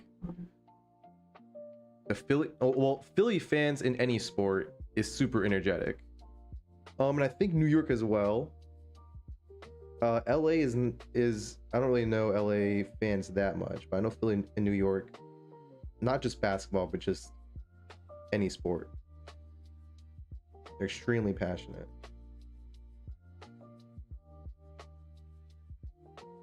I do like I do like the Clippers. I do like the Knicks too. Or no. I like the Sixers. I like the Knicks. Clippers, they changed. When they traded Harden. Who did they trade him with? What does the Clippers team looks like? Clippers. Oh, the Clippers have Garland now? Dude, I am so out of the time. Out of the times. I'm so out of it. Okay, who's like the most expensive person here? Let's sort by salary. Right. Kawhi Leonard, Darius Garland, John Collins, Bogdan Bogdanovic, Derrick Jones Jr. You got Mathurin, you got Lopez. Wow, I am very behind. Dude, Bradley Beal's in there and he's being paid $5 million. That man he's fell off. Oh yeah, I gotta get my chicken out.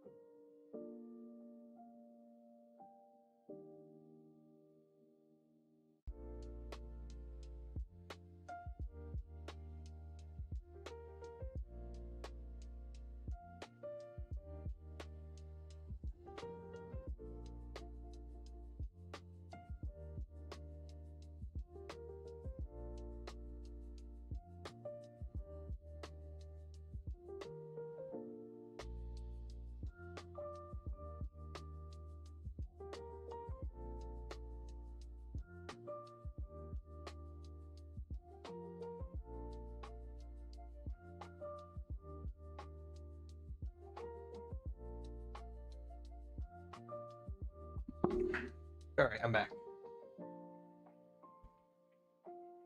I actually left some chicken in the air fryer, so I'll go grab that real quick. Did we do much of anything? Oh, here we go. Uh-oh, YouTube is not, what is this saying? YouTube is not receiving enough video to maintain smooth streaming. Is the stream lagging for you guys?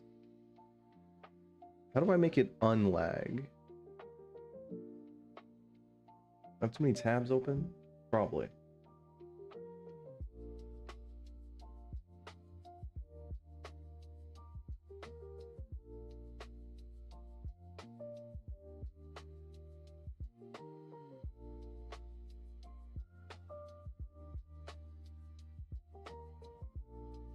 Oh, my memory's okay. Memory's just okay. Hold up. What's going on here? I don't like how NQ is so much weaker than ES right now. Now it could be just balancing out, but I wanted to get in at 7300, and I thought 7300 would match 28300. I thought these two would match, but now if ES drops to 7300, which is where I want to long in, and if I kept that buy order here, I'd be looking at probably closer to somewhere here. Big volume. I don't know if it's a news event or if it's anything else. I'm gonna double check.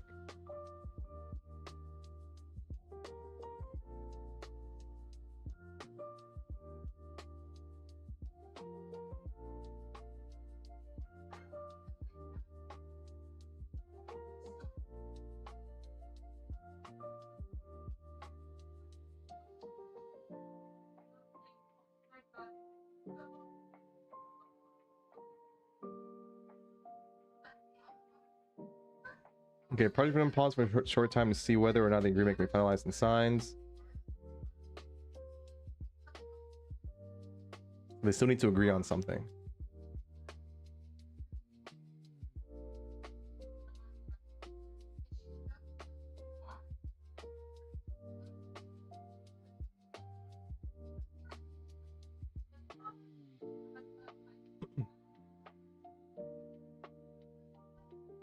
Just this balance. ES didn't knock off the previous day high. Open and floated a lot below.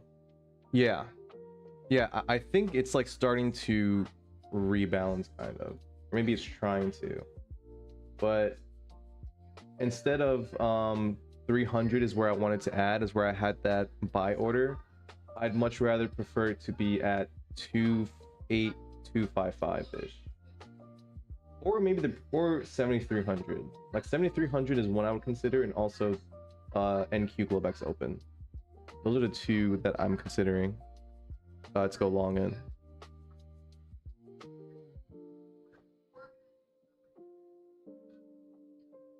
And I don't really trade ES, so I'm just using NQ as the proxy. Sometimes it's good, sometimes it's bad.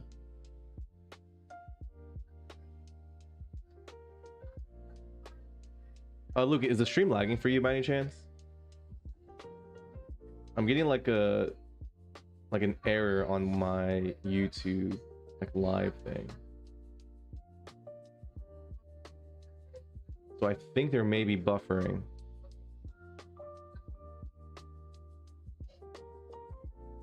But I closed a bunch of stuff.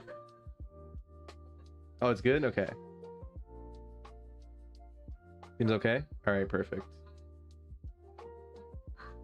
YouTube trying to lie to me.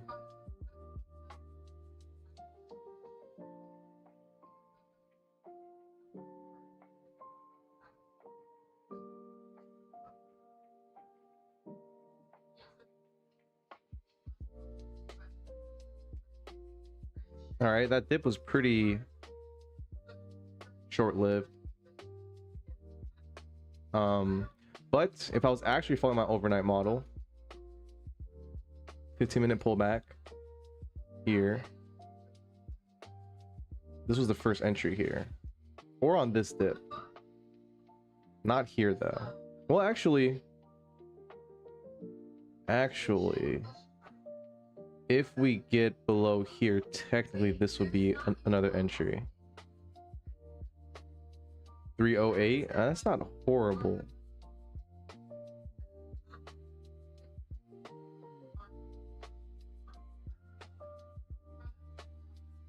15-20 minutes of selling, lower low. I'm not really counting this little candle here, but lower low, lower low, lower low. These are good, decent sized dips to try to long in. Now technically anywhere in this wick is an okay entry, but I always like to target the bottom of the wick, and that usually makes me miss trades. I was only for 20 points.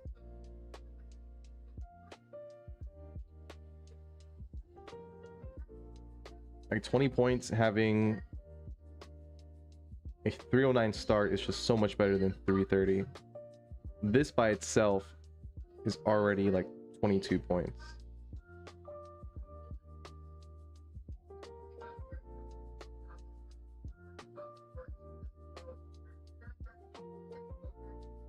If this candle, if the next two candles, so by the next 9 minutes, if we touch this bottom again, I'll probably end up buying it. So hopefully the volume doesn't just keep going crazy, and then we get something like this.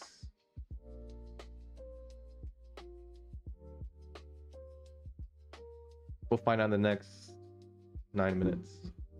Let me get some accounts ready. I think I may also throw in an eval. I'm not going to throw in a Lucid account, one of my Lucid Max accounts. I'm not going to do that.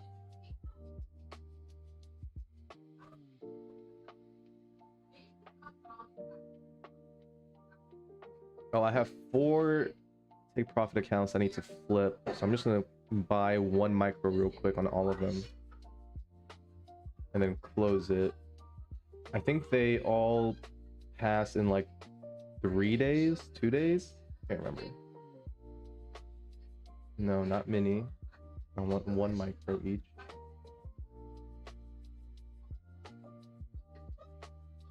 Buy 1 and close it right away. Okay, that's done.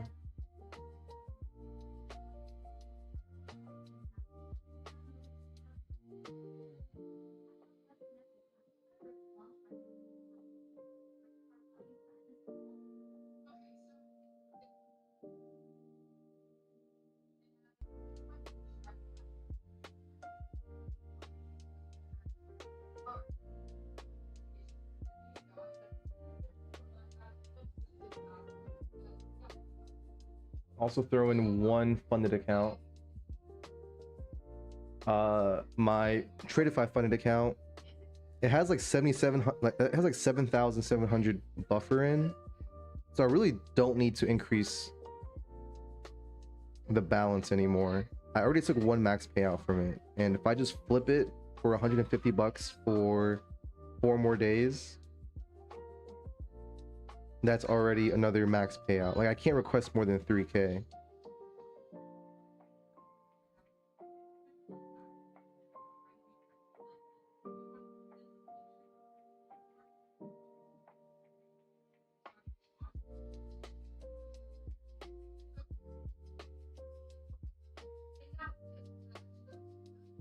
Original level now? Yep. I'm gonna buy right at 309, around there. If it overshoots to 300, I'll probably consider that too. I'm getting my other accounts ready. The evals will take the worst entries, and then the funded accounts will take a little bit of a better one. Oops.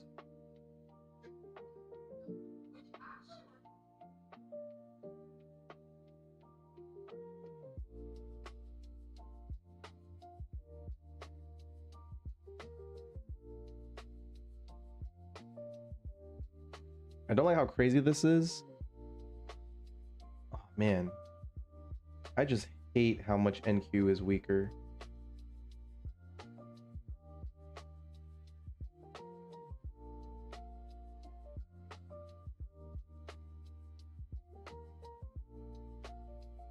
Like, I really hate how NQ is weaker. I'm gonna put in some evals that only needs like $100 each, or like $200 each. Right at 300. I guess that's 2 evals. And then I actually want to get at 7,300. I really hate how much weaker NASDAQ is. So I'm not going to take this entry here.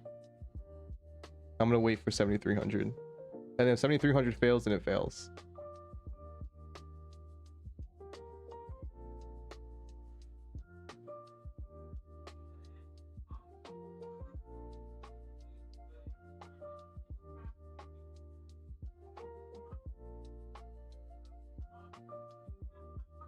I'll take one shot at 7,300 and then one shot at Globex Open, and then that's it. There's no other levels that I really want to jump into here.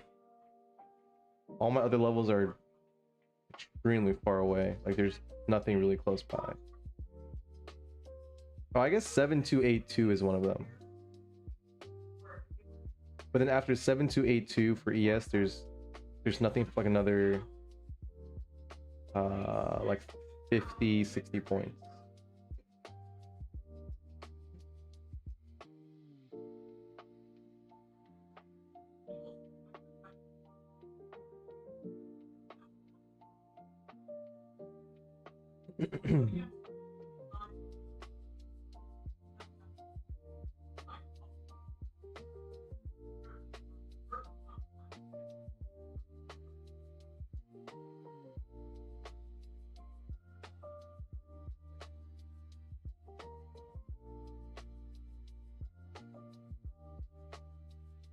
All right, tap of the previous day high for ES.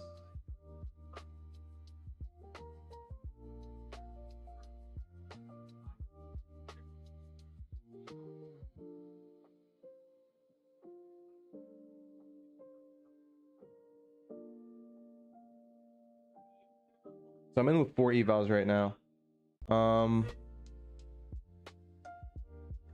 I jumped in right at the bottom of this wick because that was the previous day high. On my actual funded entries, I would want 7,300 right here. 7,300 and then 5.5, I think. Yeah, 5.5.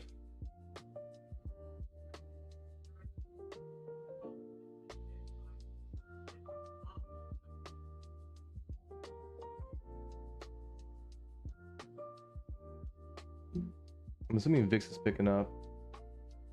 No, VIX is not picking up. Interesting.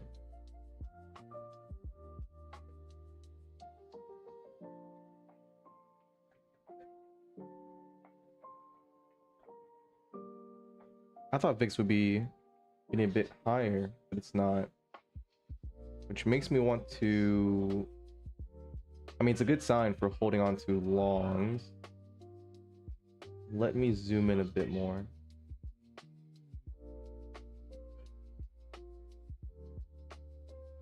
Yeah, that makes me feel better about my longs.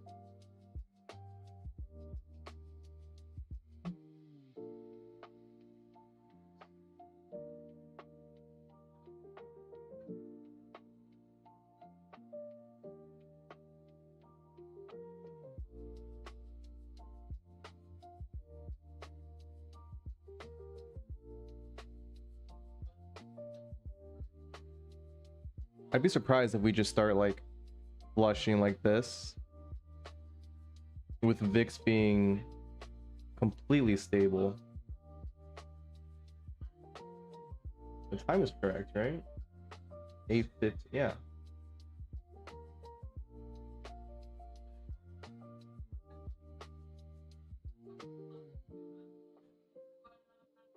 I'm not going to chase the long here, but I'm feeling a bit better about my longs.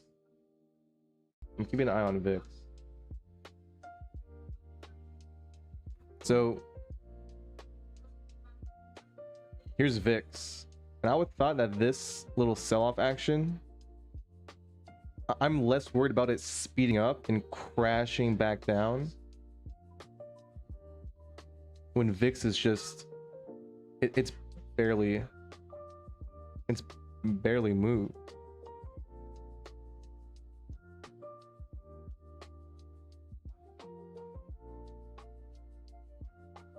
So let's see. I'm gonna keep an eye on VIX.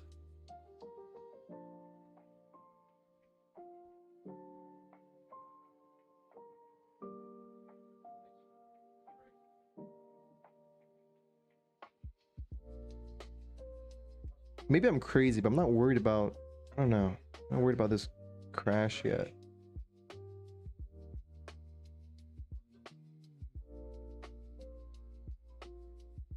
So if these 4 Fund and X accounts hit take profit, they only need 1 more day of like, I think 400. So if I make 400 bucks on them tomorrow, that's if they hit take profit today. So every one of them is 2 days from funded.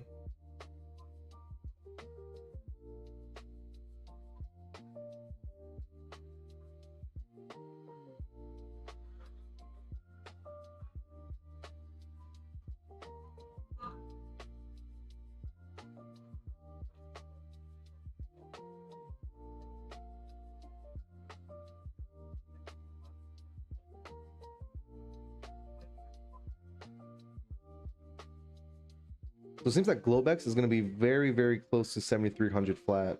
NQ Globex and 7,300 flat ES.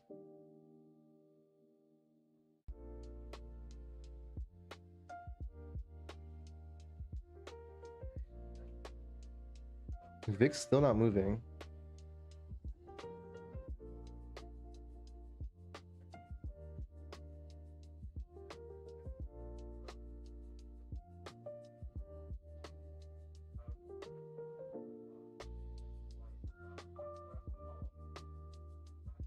Oil had an engulfing candle upwards without NQ reacting, only to react 8 seconds later.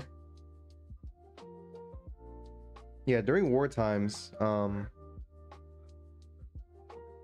they should be inversely correlated. Let's look at oil.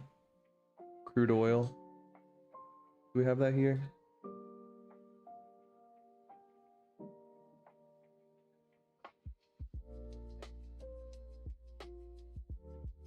Let's see if oil will reclaim this. If it does, then there's going to be a sell-off for the indexes. Yeah, it went up and NQ went down, but it wasn't like an instant reaction. Gotcha. I'm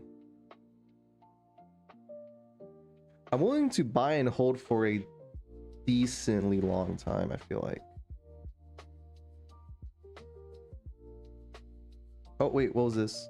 Oh, that was 7304.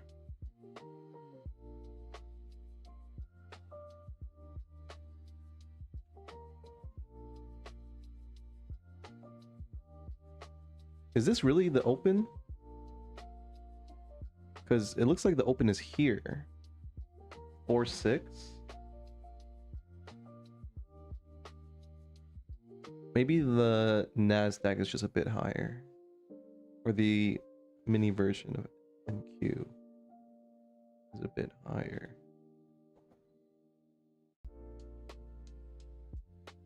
Yeah, it is. Okay, 4.9 versus MNQ is like 4.7.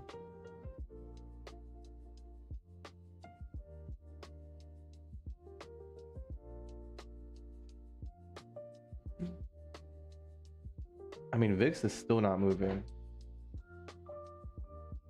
This is pretty odd.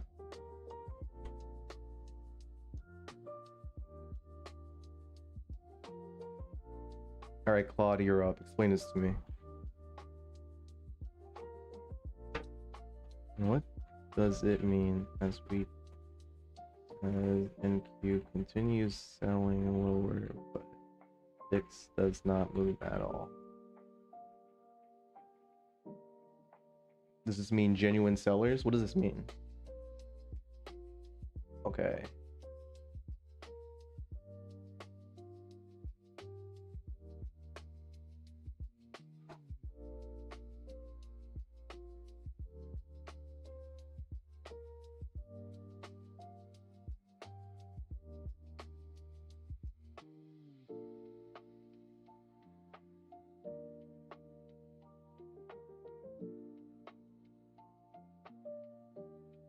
All right, so Claude says that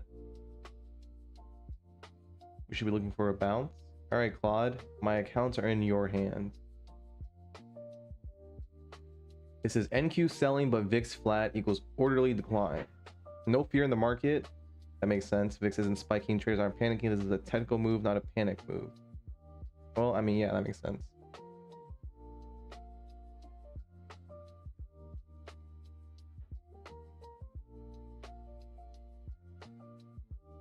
Suggest the decline will be orderly and limited. How limited are we talking about? Because we fell 100 points.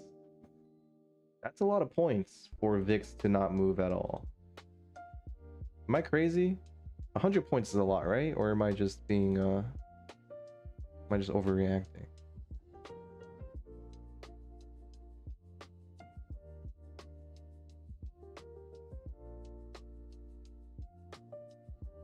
Ask it what limited means.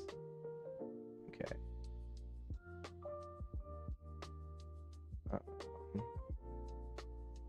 What do you mean by the decline will be orderly / limited? It's not. Is this orderly? It feels orderly, like we're orderly going down. Limited? I kind of beg to differ. Selling is controlled and gradual. I mean, I guess. People are selling in a way that doesn't cascade into panic. But this is genuine selling. Which, I mean, doesn't that doesn't sound good.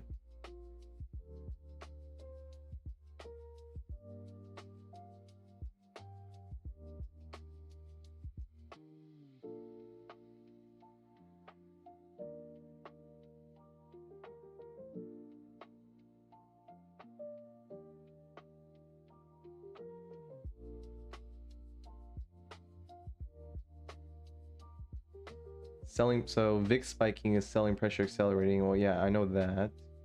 VIX flat is selling pressure is limited. Really? It's limited? You sure? You sure about that?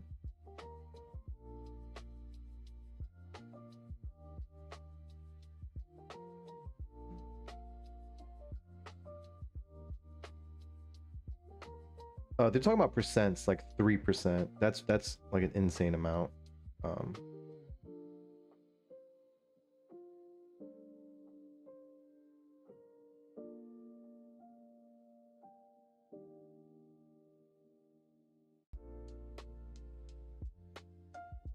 All right, here we are at my level. 73, what is this? 7301? What is this? 7301 flat. Rip your evals? They're still hanging on.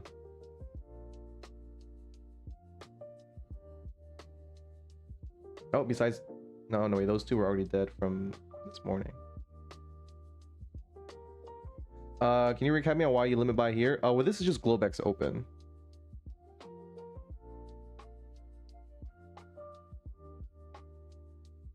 And Globex open is a pretty decent support area. Now what does suck is that if you break Globex open, it takes volume to break it sometimes. It looks insane with no stop to me. I'm an insane guy, what can I say? Where would your stop even be? Great question. That is a great question. My stop loss is my daily loss limit. So 50 points below here. You're in with $3 billion in one sneaker bar. $3 billion. Why is this market not moving up then? You're telling me you put in 3 billion and there's not a dent?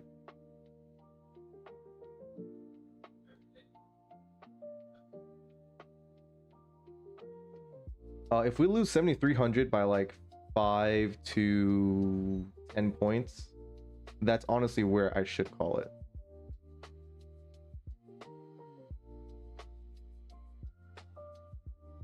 Like, to me, like, this is still an okay sell. I would start feeling not good about longs if we break below 7293. right? So we're still below 7,300. 7,303 is Globex open. I do like 73,000. Just as the whole number.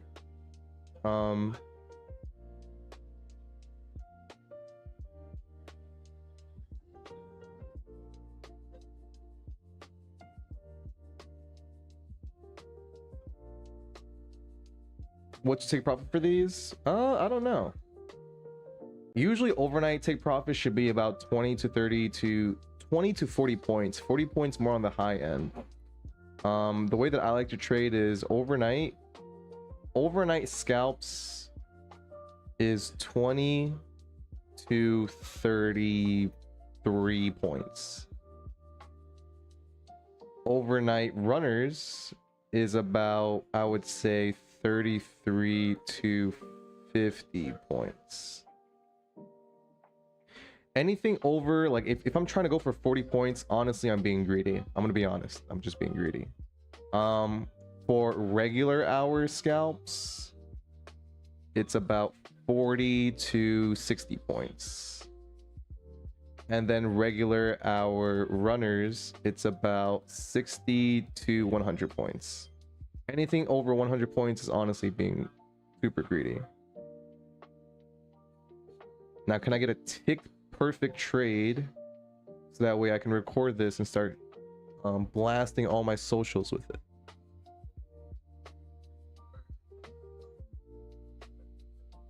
So this is what the tick profits should be for me.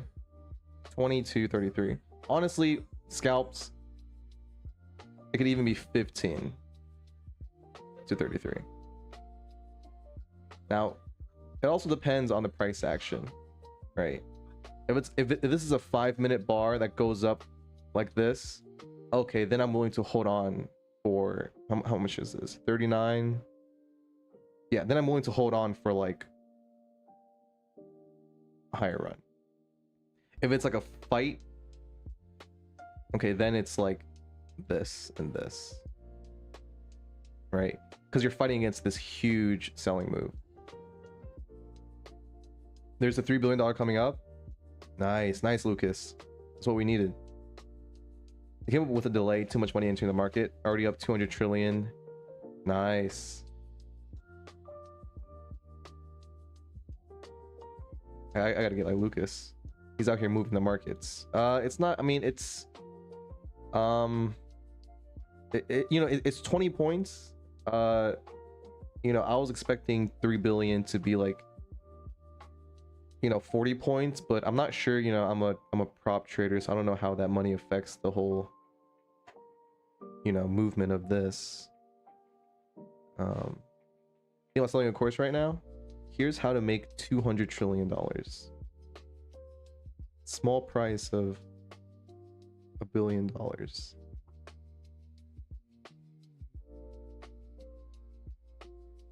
But this is something that I would honestly leave on just for the stream.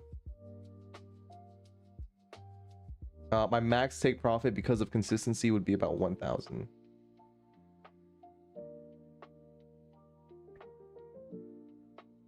$20 points is what my money can move. Hey man, I appreciate it. I do appreciate it.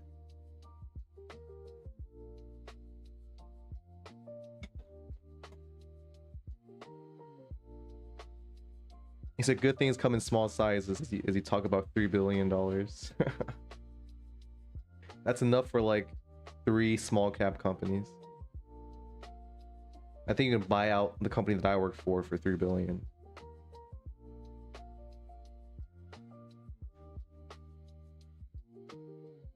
My evos are still alive. Let's go up a little bit, huh? How about that? This bounce is kind of weak. Let me hold on. I haven't looked at VIX in a little bit. VIX, yeah, still not moving.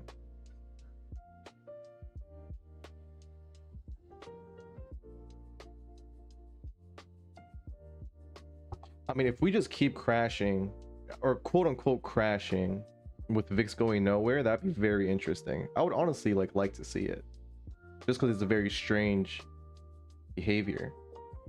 You know, even though I'll lose money on it, I wouldn't mind experiencing it, just seeing it happen. It's weird.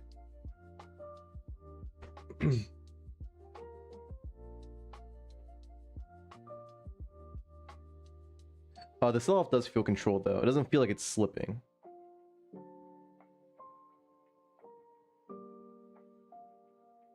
I've experienced some markets that really do feel like they're slipping, and it feels a lot different. All the candles are approximately the same size, whereas a slipping market, volume increases and the size of the candle increases. Right here, I'm sure like these candles are like what, like 20 points or something. You can also buy 1 billion to 1.15 billion cheeseburgers from McDonald's. Oh. Way better than the business. That's true. That's true. Dude, the McDonald's inflation hit McDonald's like a truck. I remember in college, like 5 years ago, you could buy one McChicken for $1.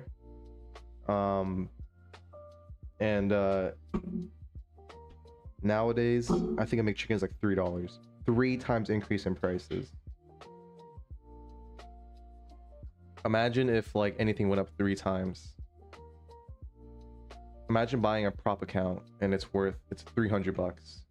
Can you show us how to use ATM stop loss TP for the same trade on TradeAway? I don't want to get orders and then take profit. Activate the order overnight. Gotcha.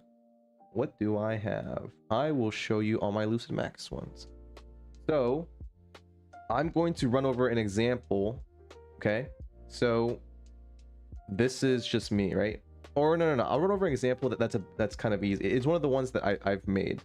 So here are my ATM, you know, bracket orders. So I have one for an eval. This is for a 1500 take profit. Apex eval, this is for a $3,000 take profit for 2 minis. So this should be renamed 750 per 1 mini. This should be renamed 1.5k per 1 mini. So I'm going to show you one where I set an order for a 1-to-1 TP stop loss with 2 minis to pass in 2 days for a 50k account. Okay, so let's make a new one. This will be 750 TP stop loss per 1 mini, which means every mini you add in, it'll increase the TP and stop loss value wise, because it becomes double, right, by 750 or by X amount. So I like to use dollar value just because it's easier in my head. Like, this is dollar value is how much value of the take profit and stop loss for one contract, right? So now I'm going to create this. Okay, I'm going to save it, and it should be here, right? Now let's say I want to put a order in at 250. You see here, it automatically creates it. And now if it hits my order, these 2 dotted lines means it will be created only if this green line gets tapped first. And then these become something called an OCO order, which means one cancels the other, which means if it hits your take profit, your stop loss will cancel. If it hits your stop loss, your take profit will cancel. Does that sort of make sense, Luke?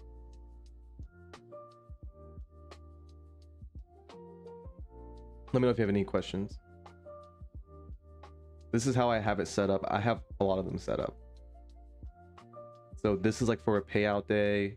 This is for my Tradeify evals. This is for sort of just trading regularly. Perfectly explained. Nice. Yeah, there's also like, you can do like ticks delta price, I don't like. If your strategy has ticks, then you use this. I don't know what delta price is, so I like to use dollar value because it makes the most sense. But yeah, it's not super self-explanatory. Like nothing here says, oh, this is for one contract. So I sort of had to figure that out myself. All right, evals, are any of you done yet, or what's the deal? What's going on? All right, 3 evals just hit take profit. So those have 1 more day to go. I think I need to make, how much I need to make?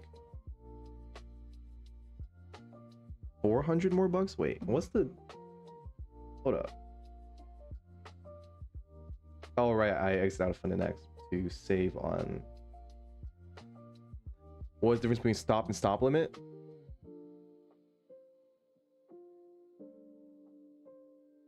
It just depends on where you are compared to the original price. So a limit means it needs to go into your order. So like, you see how the limit for stops are only if you're above the price, right? So which means the limit is that you're placing an order, quote unquote, at a better price than where you're currently at. You see how buy is stop? Because you're buying at a quote unquote worse price than where the price currently is. So it just depends on where you are to the actual price. So sell 1 limit, buy 1 stop, and then if I go below it, it's reversed. Sell 1 stop, buy 1 limit. I use them pretty interchangeably. I just say limit orders. Like I'll set up limit orders overnight.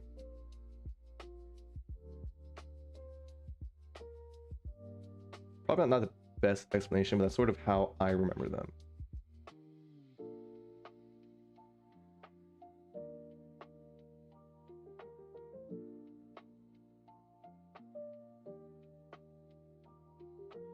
So sell 1 stop would be when the price drops to that level for you to join the train downwards. Exactly.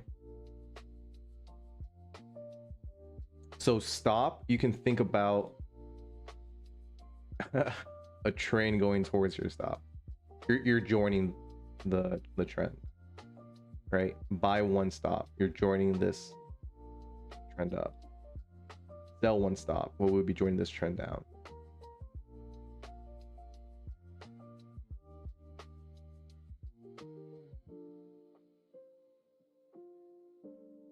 But there's really no need to remember them because, well, for Tradeovate, it does it automatically. Limit, stop, stop, limit. And you'll know exactly how it works, right? If you want to short here, right? I call them all limit orders, to be honest. Because to me, a stop, when I hear stop, I hear stop loss. So I call all of these limit orders. Those are pretty weak bounds. Let's keep on going. VIX is going down. Let's get above the previous day high. SPY, come on. 7304. Let's get above that. Let's not have that act as resistance. And I hate when things are a little imbalanced, because you'll see when they're not like balanced and they have separate levels, you'll see we broke through the previous day high, right? But then we supported at NQ's previous day high. And where are we resisting? We're resisting at ES's previous day high. And I really don't like it when it's like a very like liquid zone where it just kind of bounces around.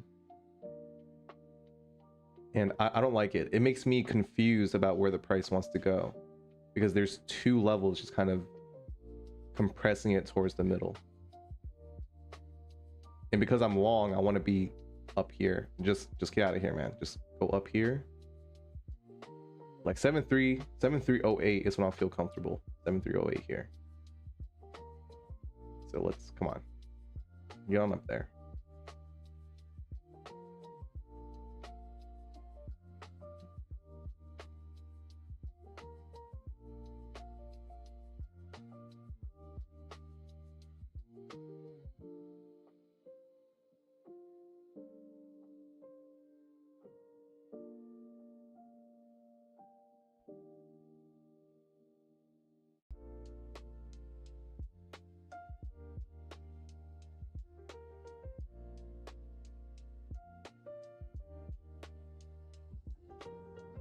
Oh, I was supposed to take this long on my Tradify account too.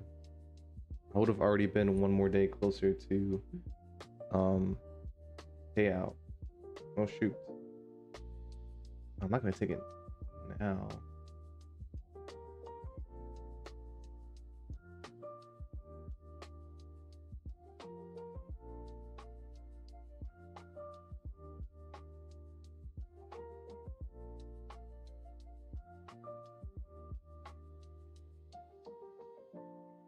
Yeah, I don't want to add any more orders now. In case that we can't break above the ES previously high, and then we sell off here.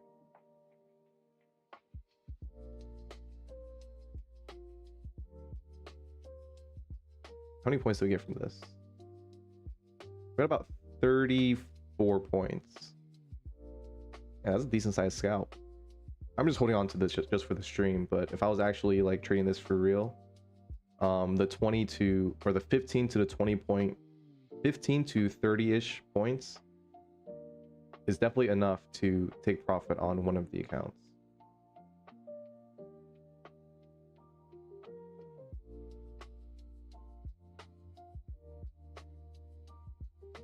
But that's boring. We want to see some big candles.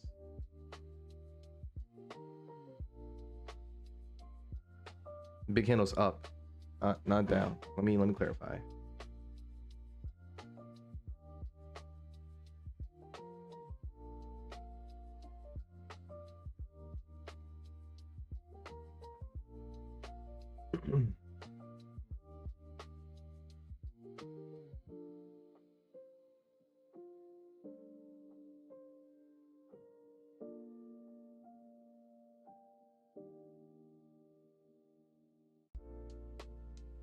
You got a sniper entry? Yes, sir.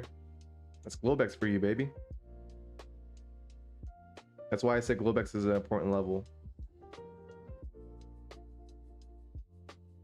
If I wasn't dumb, I would have already taken profits. 30 points is a perfect scalp. It's actually like an oversized scalp for the overnight session. 40 is really pushing it. 40 is normal for the New York session.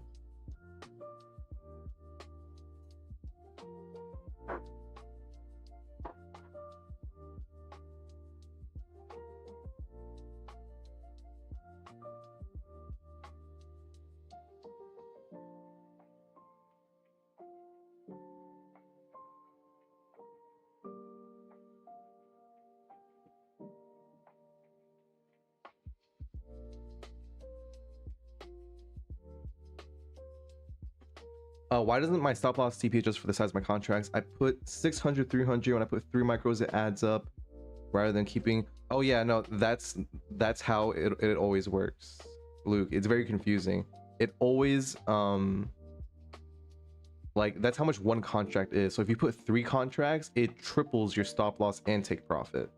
So remember how I have mine set up for 750 take profit and stop loss? If I did 2 minis, it would be 1500 take profit stop loss, because it's per mini.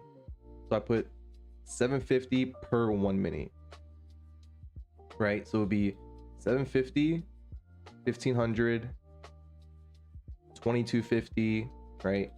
And so on. I said so on because I couldn't do any more math. So I just did a math. I want to use, let's say, 7 micros. Yes. Yeah. So these These are very good if it's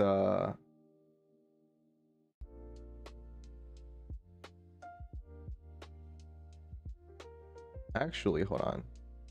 I'm gonna test something for you right now. 40-point TP.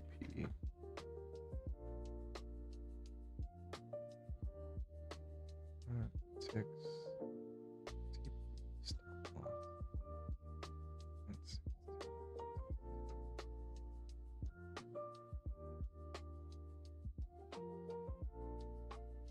Okay, so Luke, what you want to do is if you want to keep your points, you have to use ticks.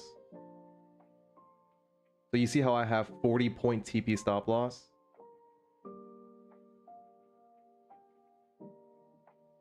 Well, I guess that's the same thing, right? Yeah, that's kind of the same thing. Yeah, you can't set a dynamic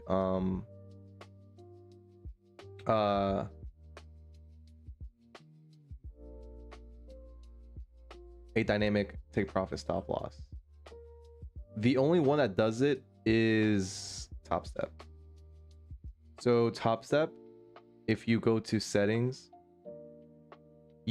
this position risk / profit brackets, this will always do the math for you. So if you put, you want to risk 600 and you want to take profit at 300, this will always do this amount regardless of your contract size, regardless if it's 1 mini, 2 mini, 3 mini, 1 micro, 2 micro.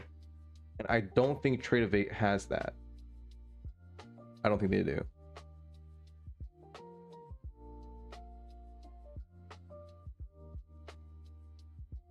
I don't know what delta price is. Maybe it's delta price.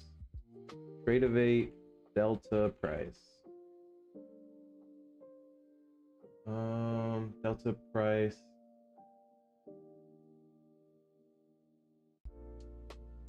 Oh god, this is so bright.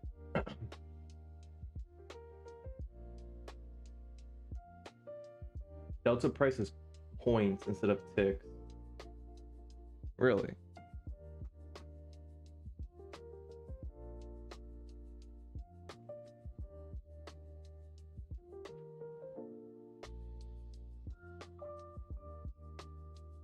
Oh, yeah, it is. So you don't have to do the tick math. Yeah, so for Tradeovate, there's no smart like stop loss, take profit readjustment for your contracts.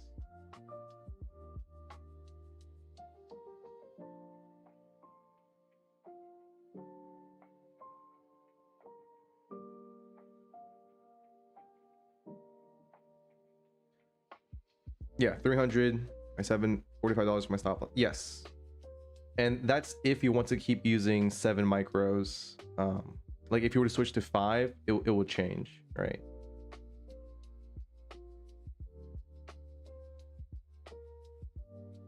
Five, 4, 3, any value besides the number that you usually do, which is why I like to use it for payout days, because payout days is always like almost the same. And I like to use it for evals because all my evals that I do, excuse me, are basically 50k. You know, 1500 is the max that you want, and I always take 2 minis, right? So then I can use this 750, where'd it go? 750, right? This one, I can use this every single time for all my evals, and it your take profit is the minimum price. If it's 1 tick below, you won't pass in 2 days. If it's 1 tick above, it does nothing for you, basically, right? And they said math is useless, right? Look at us doing math. I don't want to do math. I just want to gamble. I just want to click buttons and make money. It's a scam that they don't let us do that. I think these accounts I'll be very careful with. These accounts, I'll be trading like 1 mini with them. Shooting for about 750, 600 to 750 per trade. Risk probably 1k to 1.5k. But if it's honestly, if it's at that point, I should just risk the entire account.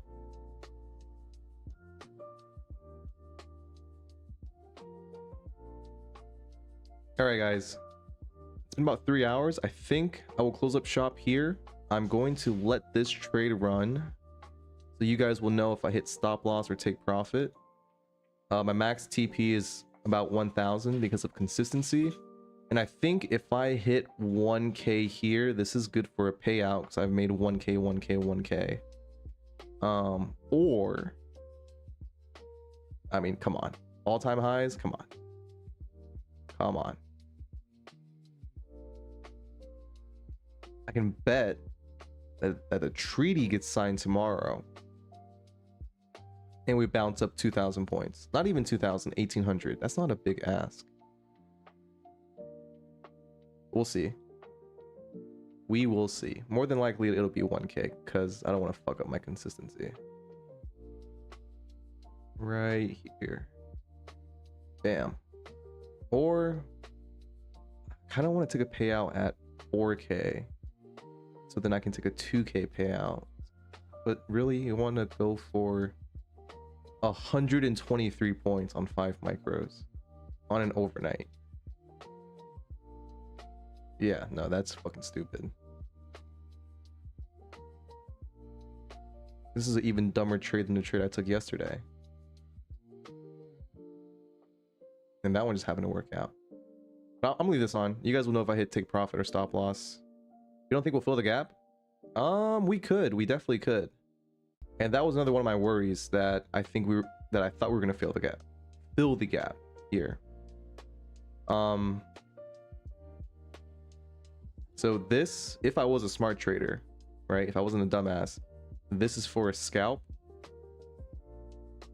Take your profit, let it fill the gap, and then find some other area to buy down here. This entire trade was basically just hoping that the 7,300 level is strong enough to get us a bounce. But how big is the bounce? I have no idea. I already got my 27 points here, so I'm probably just gonna actually close it.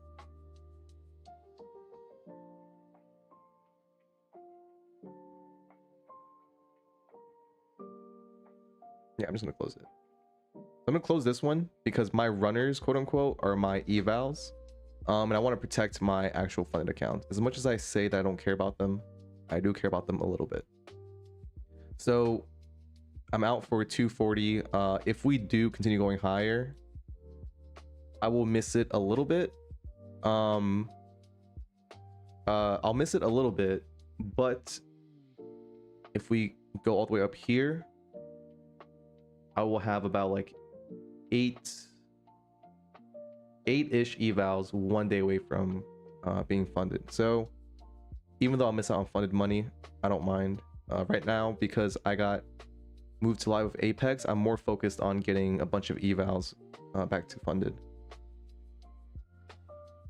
I listened, did exactly what you said, made 200 or something. I have so many sticky notes telling me to take TP. Oh dude, me too. Me too. I would look at a 40 point or 60 point profit, and then I would watch it reverse, and I would just be like, dude, you are a dumbass. You are a dumbass. All right, guys, thanks for tuning in. I hope everyone made some money tonight. If not, there's always another day to gamble. The casinos will be open every single day, except for the weekends. Thank you so much. Hope to see you guys in the next one. Have a good night, guys.